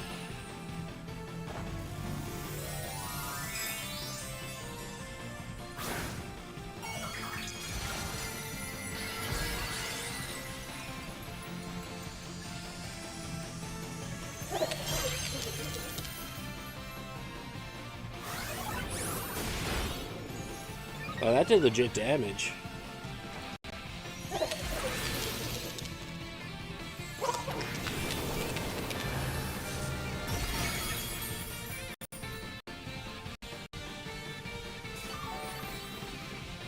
Yeah, legitimately. Dude, I'm not gonna lie. I thought about it. But like it says, Brazilian walnut, also known as IPE or IP, is nearly the hardest, most durable wood available. It has a Janka rating of 3,680 and has a Class A rating in fire resistance alongside notable substances like steel and concrete.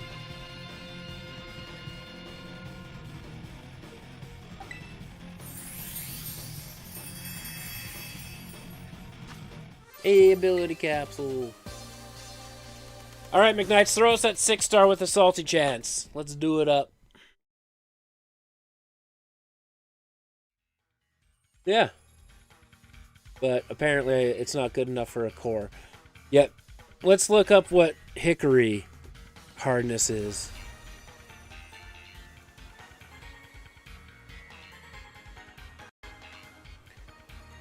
Hickory is 1,820.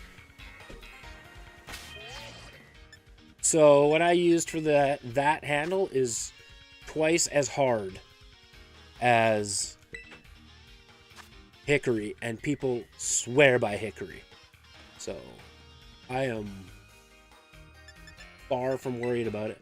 Plus, the person that I'm selling it to knows what they are doing when they're throwing. They're not an inexperienced thrower, so they're going to be landing blade 99% of the time. I'm not worried about it.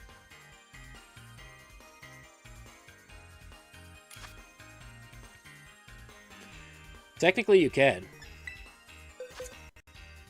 As per the rules,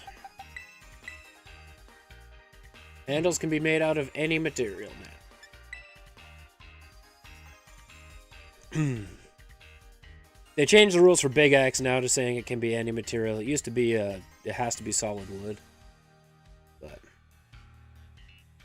yep. For real, for real. There's an axe that just came out that is legal for throwing that has a carbon fiber handle. That I wouldn't trust because carbon fiber can shatter and splinter like crazy. Strong and durable in the right environment, but I used to race RC cars where carbon fiber was the parts that we used, and my goodness, do they splinter. It's and when you think about it, it's, and the last thing I want in my life is a carbon fiber splinter. They suck. They hurt. Holy cow.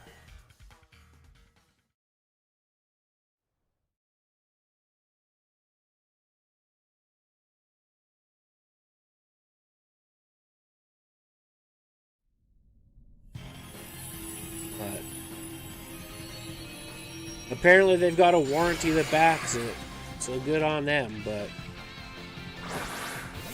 not something I would be messing around with.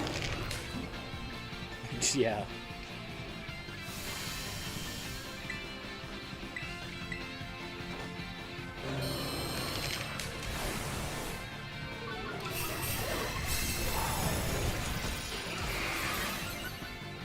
Fiberglass is, ow?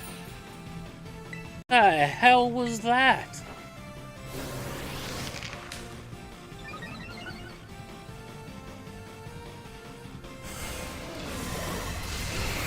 Fiberglass is an experience. God damn. Bro, relax.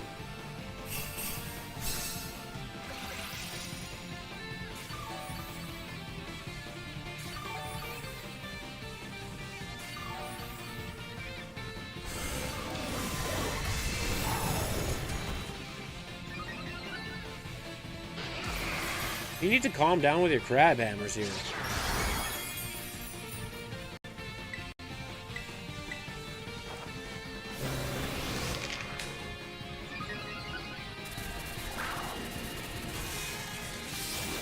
Peace! Oh, not quite. Jerk! What a jerk! If I was confident that I was going to survive another... Thank you.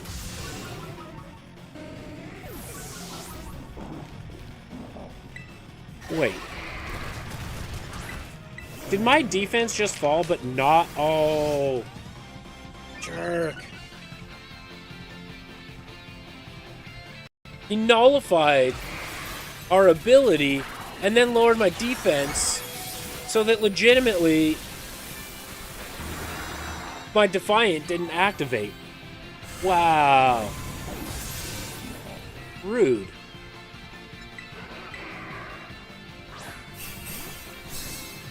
If my Defiant activated there, I would have just got, like, gone up. That's like the smartest AI I've ever seen.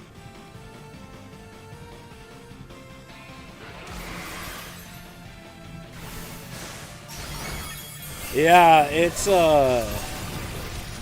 carbon fiber's a thing, man. Fiberglass? Fiberglass sucks to work with. I remember that when I was in the auto body days.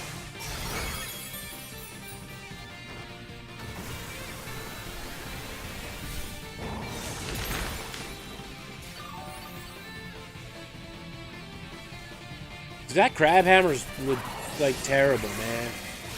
And now I'm for sure dead with his swords dance.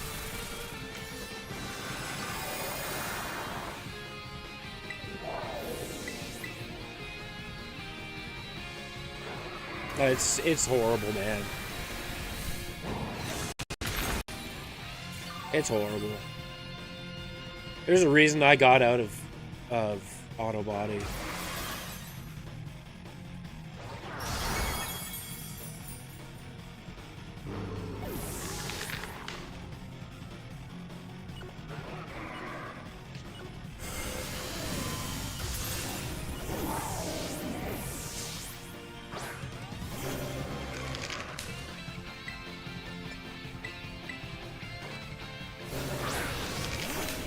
Yeah, this thing's no joke. We should still be okay. But I'll lose more than half here. Yeah.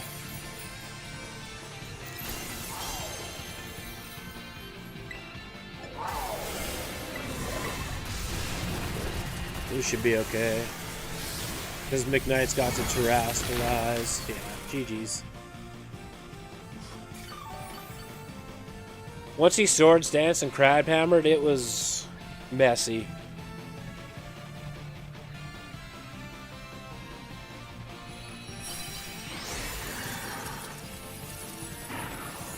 Stronger, yeah, but I mean, it was still no match.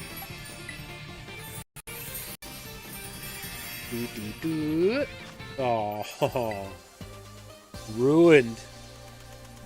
Okay, well, I'm going to search for something that will give us a salty chance. And then we'll do that, and we'll end the stream.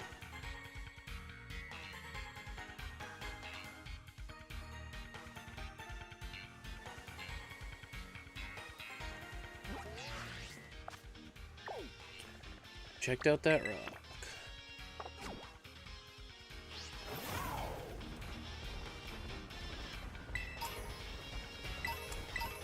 Rare bone. The joke that is my life.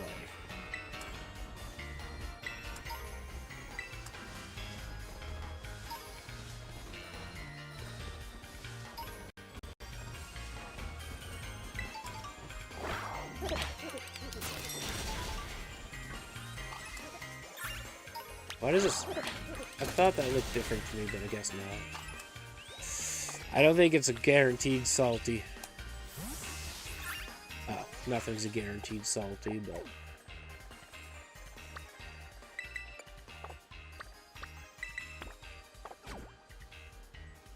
Look at all these Oricorio! Holy crap.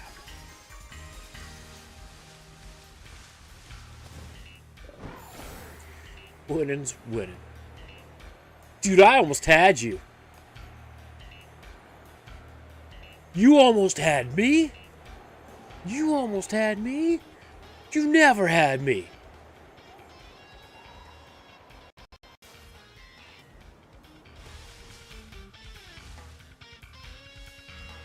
I guess that's what I get for reciting Fast and the Furious. Something landed in my mouth.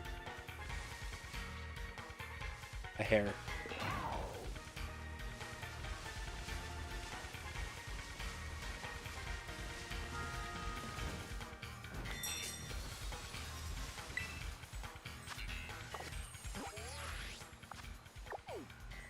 Do.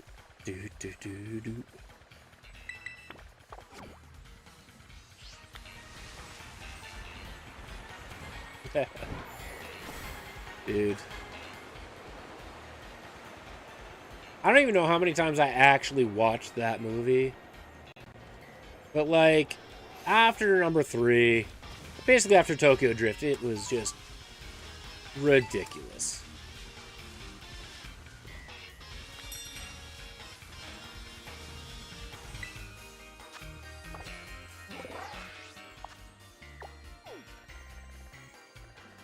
Check that one.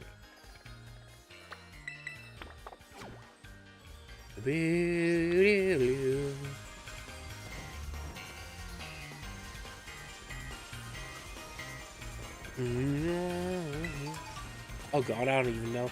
I don't even know numbers. There's like 7,000 of them now, so I don't even keep track. I think I stopped watching after the Brazil one, to be honest.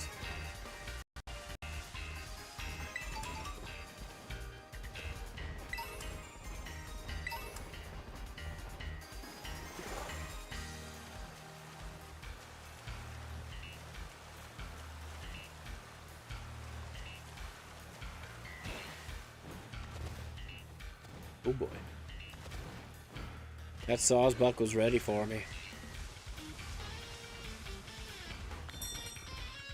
Perch. Geodude.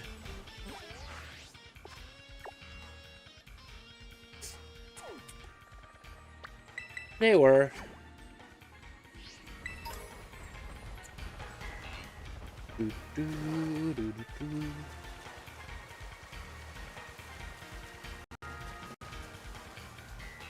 Alright, see you, Minion.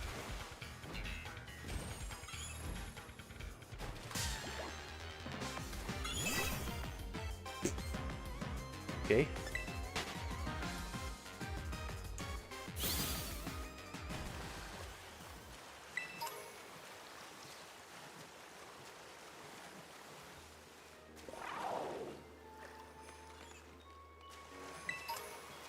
Stayed too long indeed.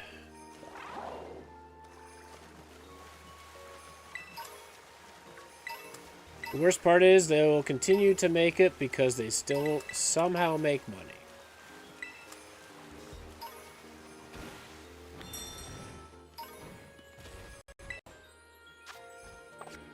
And in my opinion, they also brought in too many Hollywood megastars.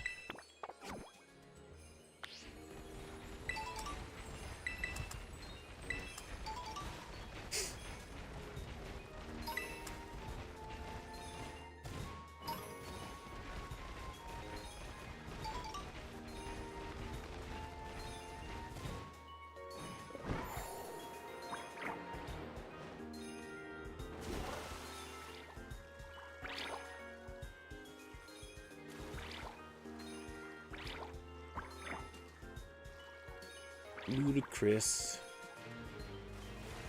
Oh, man.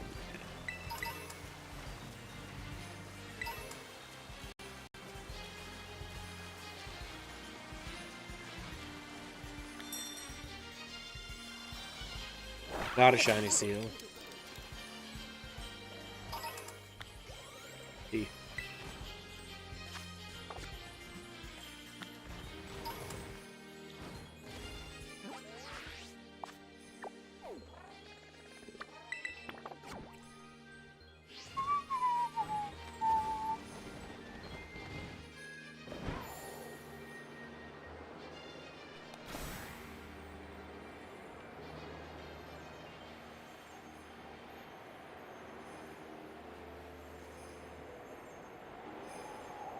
Did you know that line wasn't even scripted?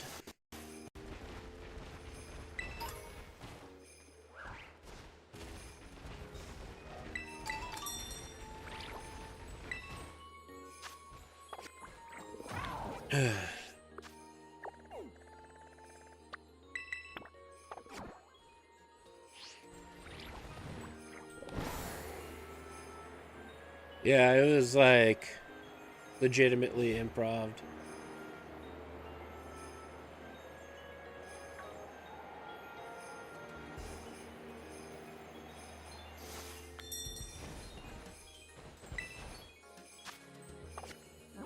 We just beat up your big brother, so... And this rock better be good. 6-star rock. I'd be okay if it was like a Kingdra. Give me a Kingdra. We'll find a Punch Monkey. We'll walk away with a couple salty and call it a day, right? Found a Schmeargle outbreak. I already have 2 shiny artists. Don't need a third.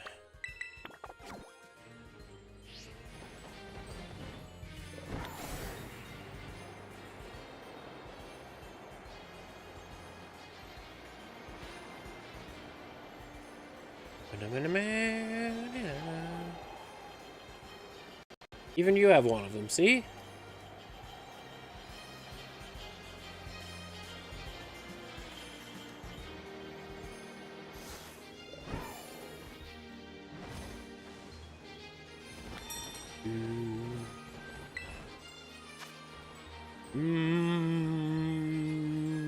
I don't think Drillbur has the chance to drop anything. Or if he does, it's not salty.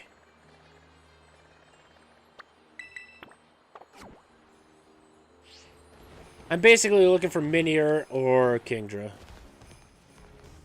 Let's be real on that one.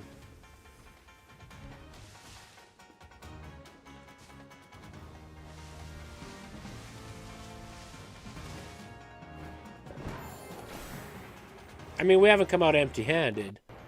We just haven't gotten any salty.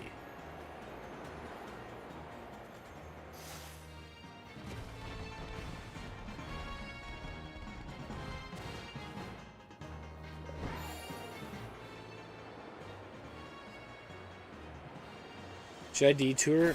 See if I can enter this outbreak and just find a random shiny?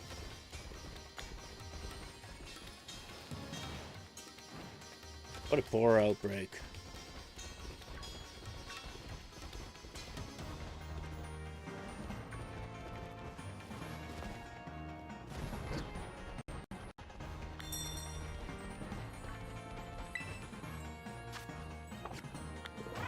Slowpoke.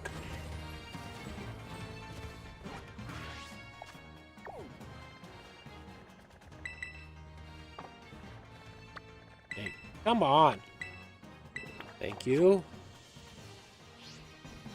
Ba-da-ba-ba. Ah.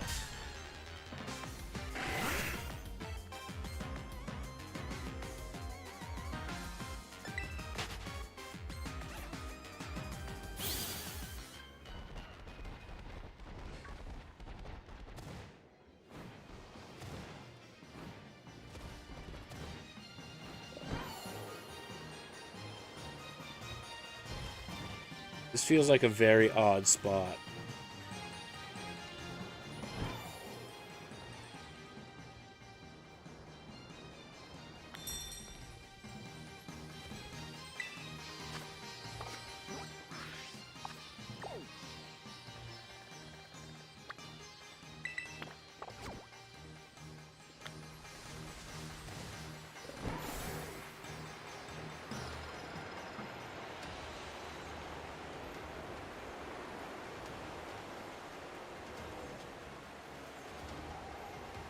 Isolation.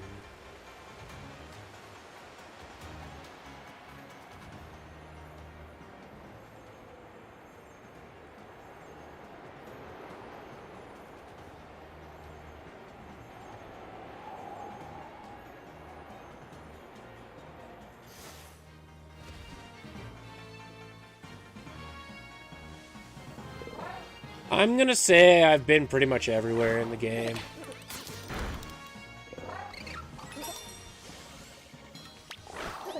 There's areas I've been in far less than others, but I'm like 99% certain I've been everywhere.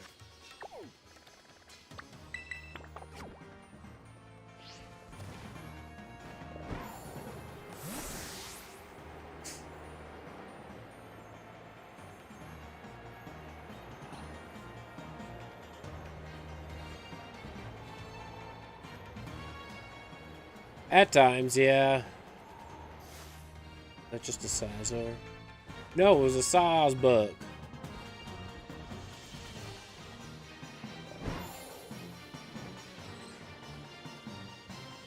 At times I was, but I'm very familiar now.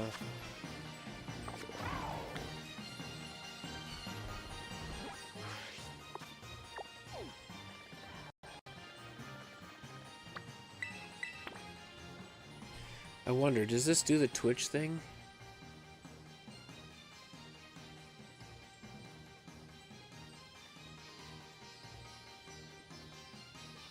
Well, I can't tell how long you've been subscribed to me, but you've been on YouTube for 7 years.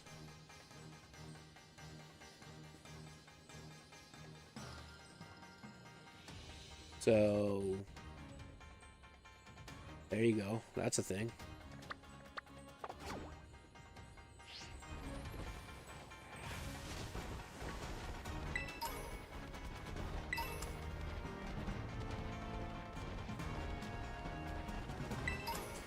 Three or 4 months ago, though, the DLCs were still very new.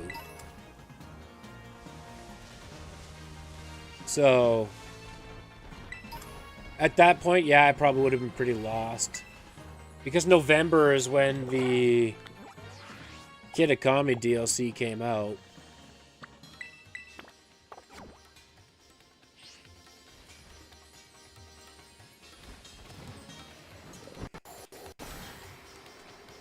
Yeah, that would make sense. I was very lost on that one at times because trying to remember my 12-year-old brain.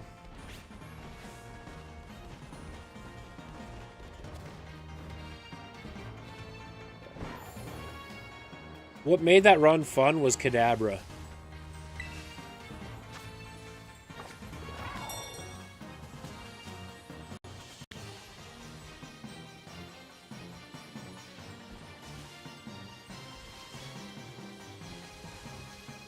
How freaking tiny are you?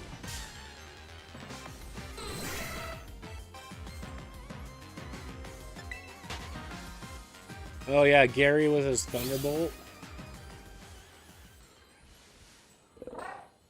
Kadabra was OP.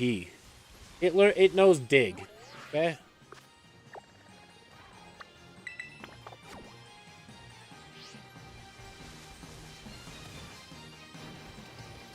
Oh, what's that? Ice type? Gary. Why are you putting Gary out? He's like 20 levels under-leveled. Thunderbolt. Oh. Okay.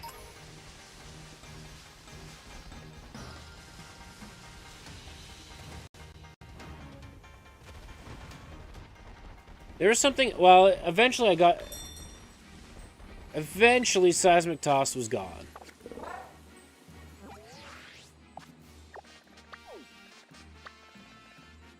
Who checked everything out here and I'm not going to have anything with Salty? Ooh, okay. Yeah, Metronome replaced it. Okay, 10 more minutes. We got to find something with a Salty chance. 10 more minutes. Over here, it's most likely Golem or Snorlax.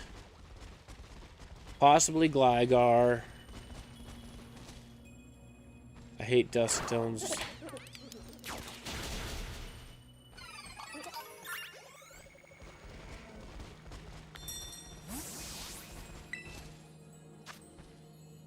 Probopass. I don't know.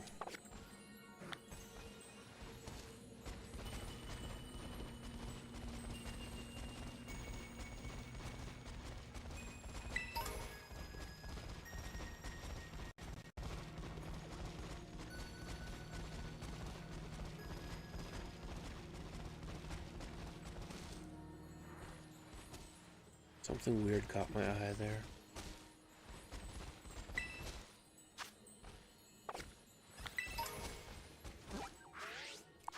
That sounds tasty, though.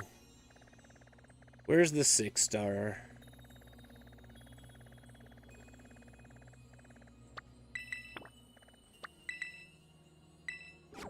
I swear, if this is Groudon too... Oh, man.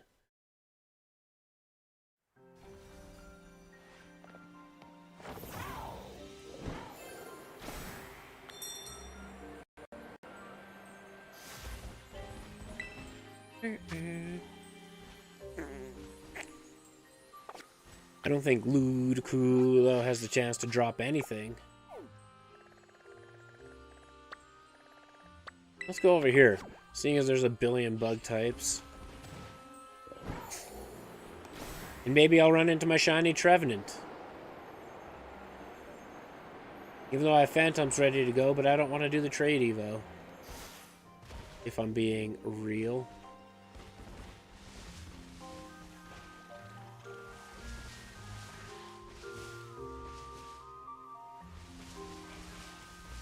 You're not shiny, so...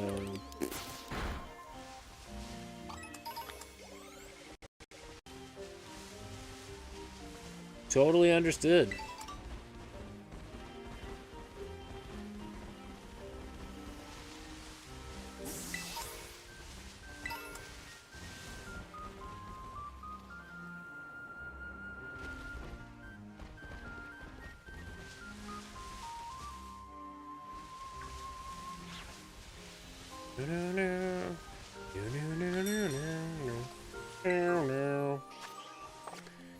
Make car go. I'm still a little disappointed they nerfed the level 69 Slugma.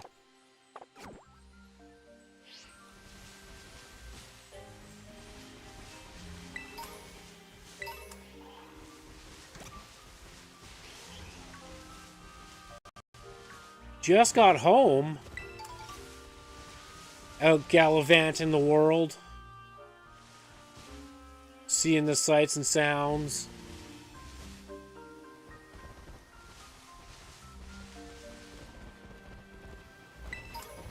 Shiny Hoot Hoot? No. I thought for half a second. It was pretty bright.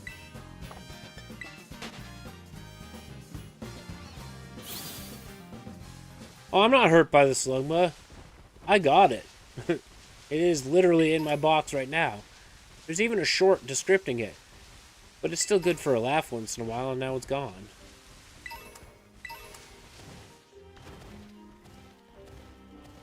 Odd for them to be closed at this time.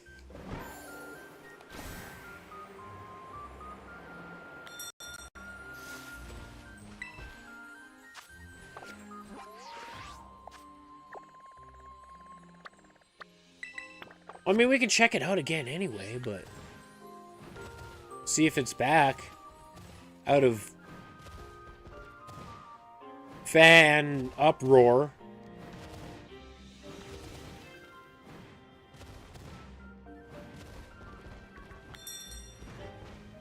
Sure, skit.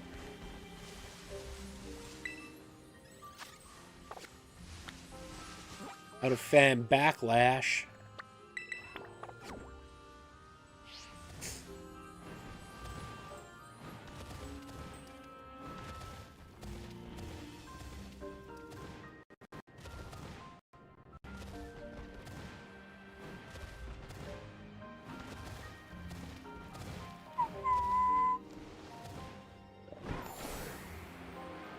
Clearly climbing isn't his thing today. Alright.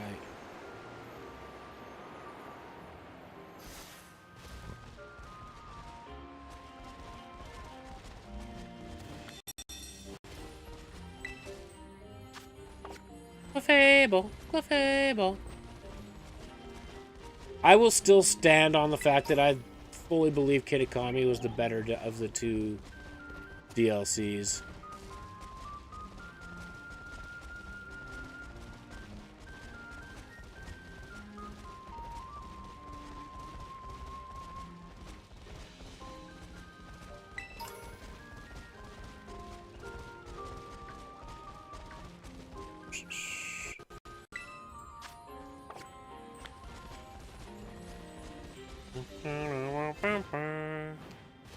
He gone.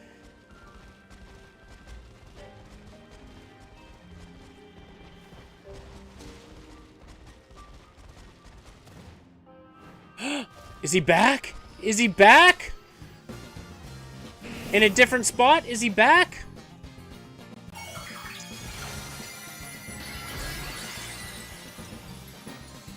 Please let him be back.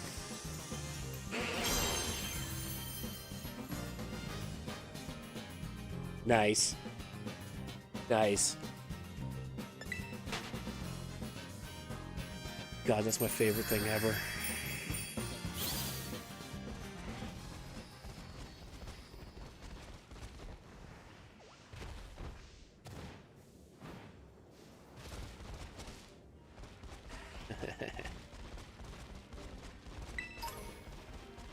A good day.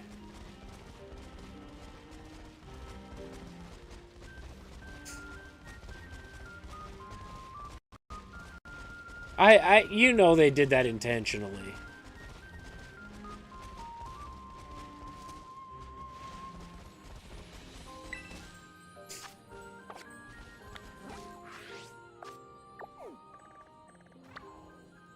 There's no way they didn't.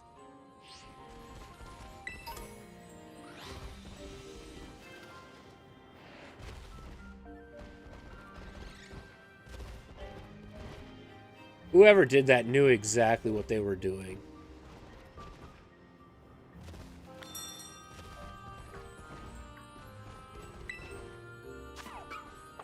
Yan Mega, I don't think that's a dropper.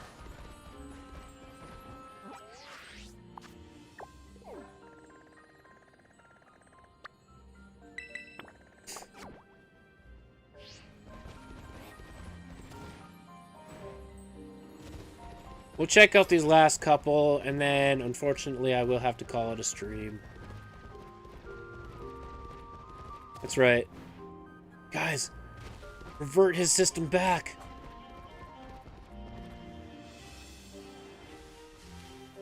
Did you know that if you have a Switch that's never been connected to the internet, and the game is on version 1.0.0, there is a static spawn Pokemon that you cannot encounter that has the potential to be shiny?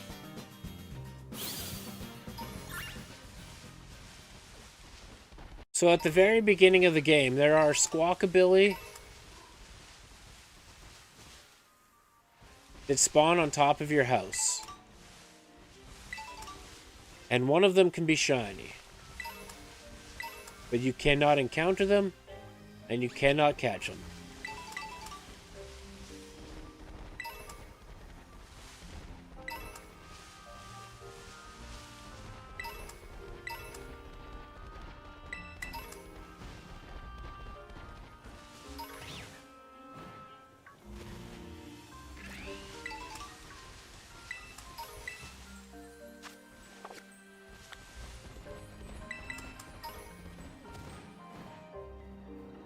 Do-do.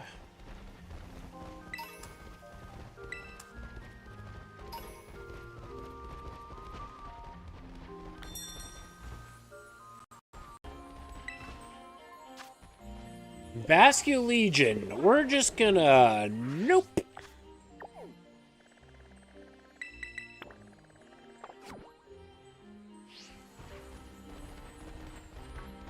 I have two. You gave me one.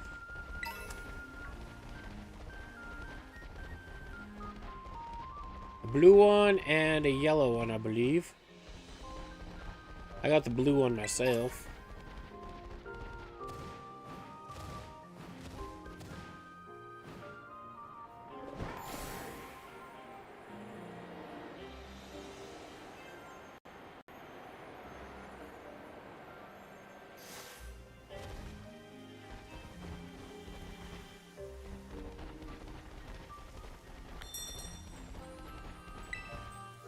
Nice. You'll have a Switch Empire soon. You'll have almost as many as Master Umbreon over there.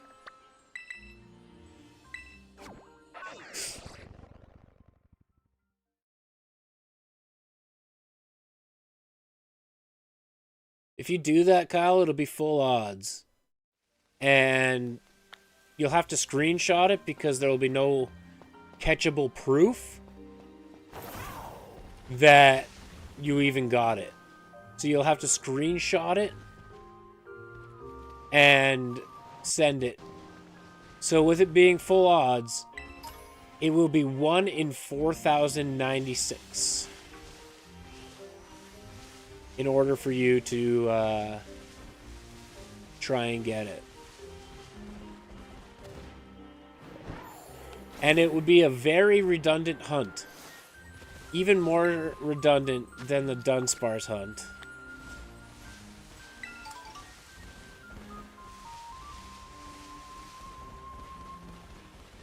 Because all you'd be doing is running up and down the road.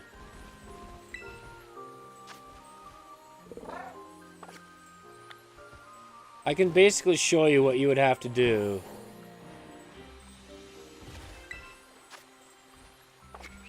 Salty. I didn't want that.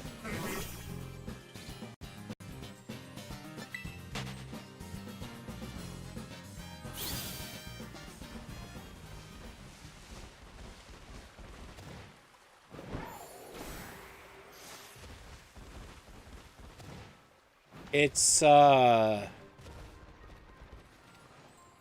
basically you have to go until the sprite despawns.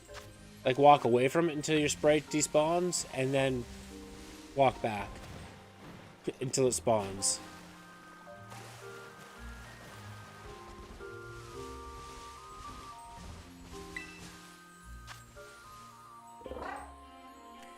Does Dust Noir have the chance of doing anything?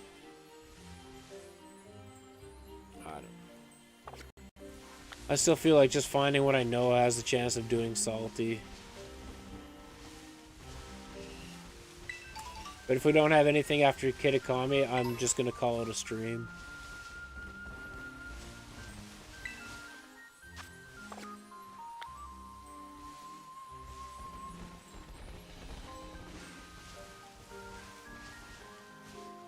Do it.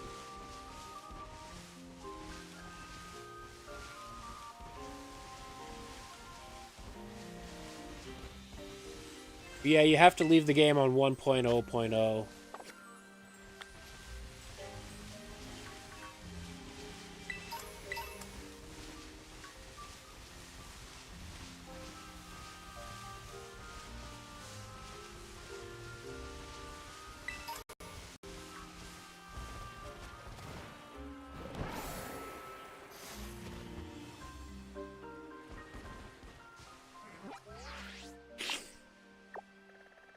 Oh boy, I checked out that whole corner. No updates. Has to be day one. No internet connected. Nothing.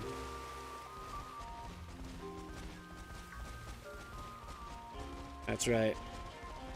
You can connect the console to the internet to do the console updates, but after that, disconnect the internet.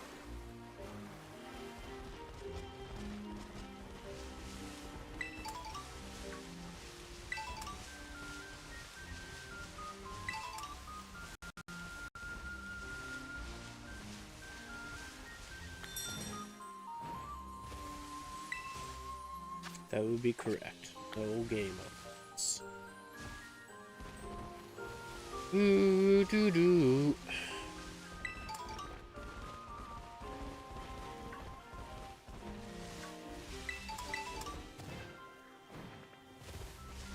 I don't even know where I'm going. Yeah, I was on the right track.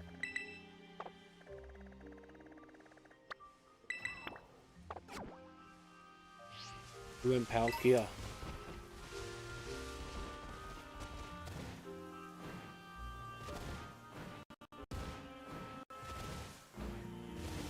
What did I just jump over? Been a wreck. Okay, I'm legitimately checking out this last one, and then I'll show Kyle what he's got to do. I don't play Pokemon, though. Me either. Not worth it.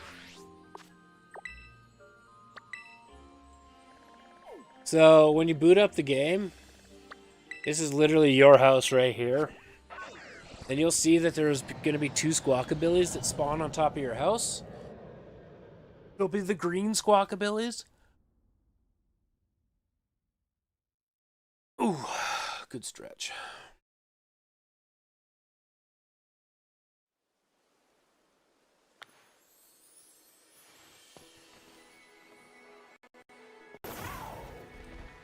Or not. Apparently, there they are. So those two right there. As you can see,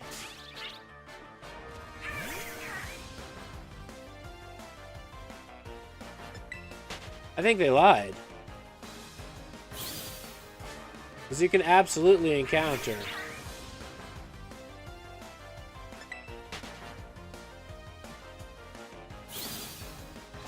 Oh god, I'm never getting away.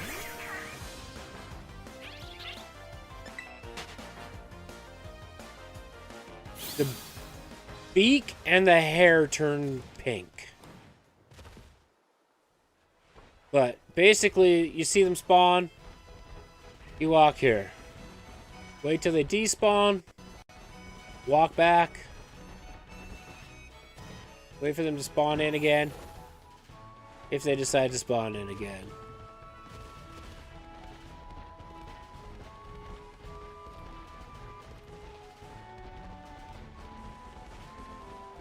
You'll probably have to go to, like, here.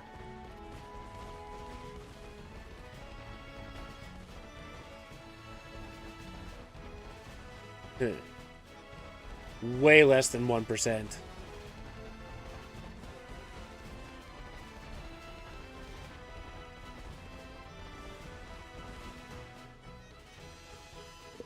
It is actually 0.02% chance.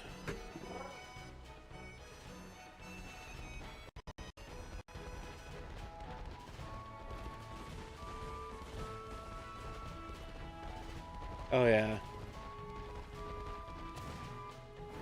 Now I just can't get him to spawn again.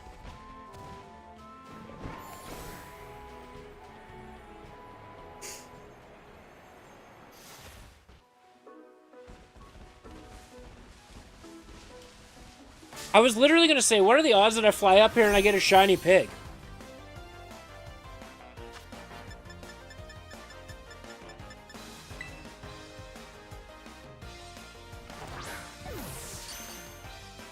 We'll take it. No way. You know what would be a frustrating thing is if this one was female. I didn't look. But that would be... If this thing was female... Because it took me forever to get a female one so we could get the differences.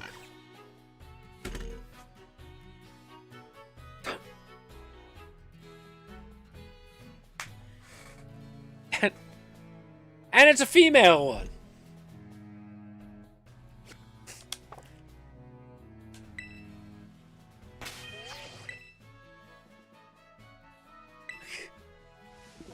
Not all is lost today.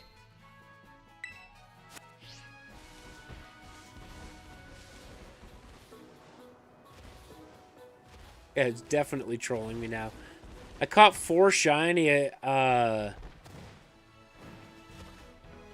Lechonks before I got the female one. I do have both variations now, like, and I have for a while, but like, man.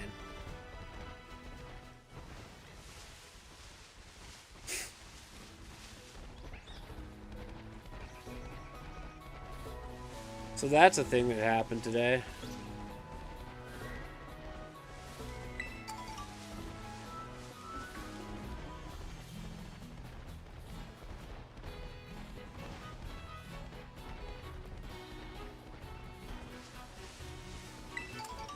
I don't know why I'm still cruising around, but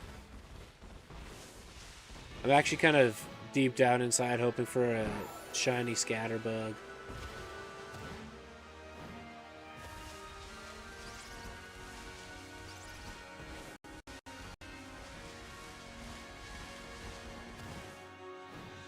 I need 2 more.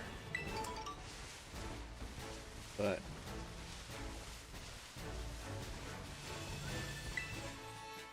it does have its benefits.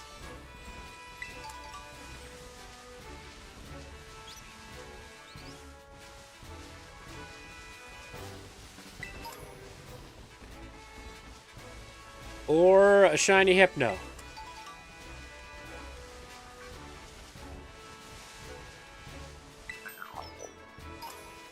5. Nice.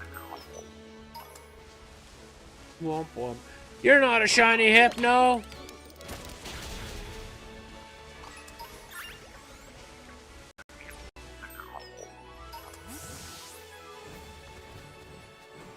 Well, I mean, come on. That, I think, has a chance to do something, but I don't care anymore. Pokemaster, what's going on?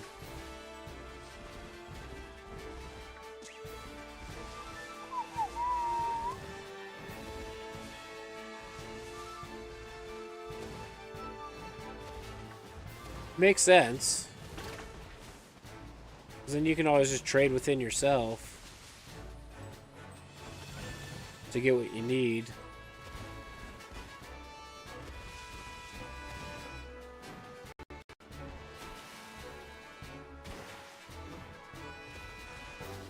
What time we got? 2:30?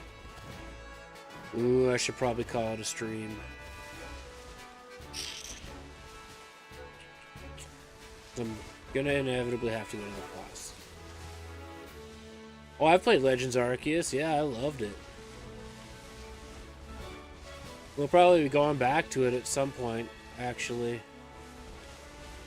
Just because I'm getting the itch to do some random stuff in that game.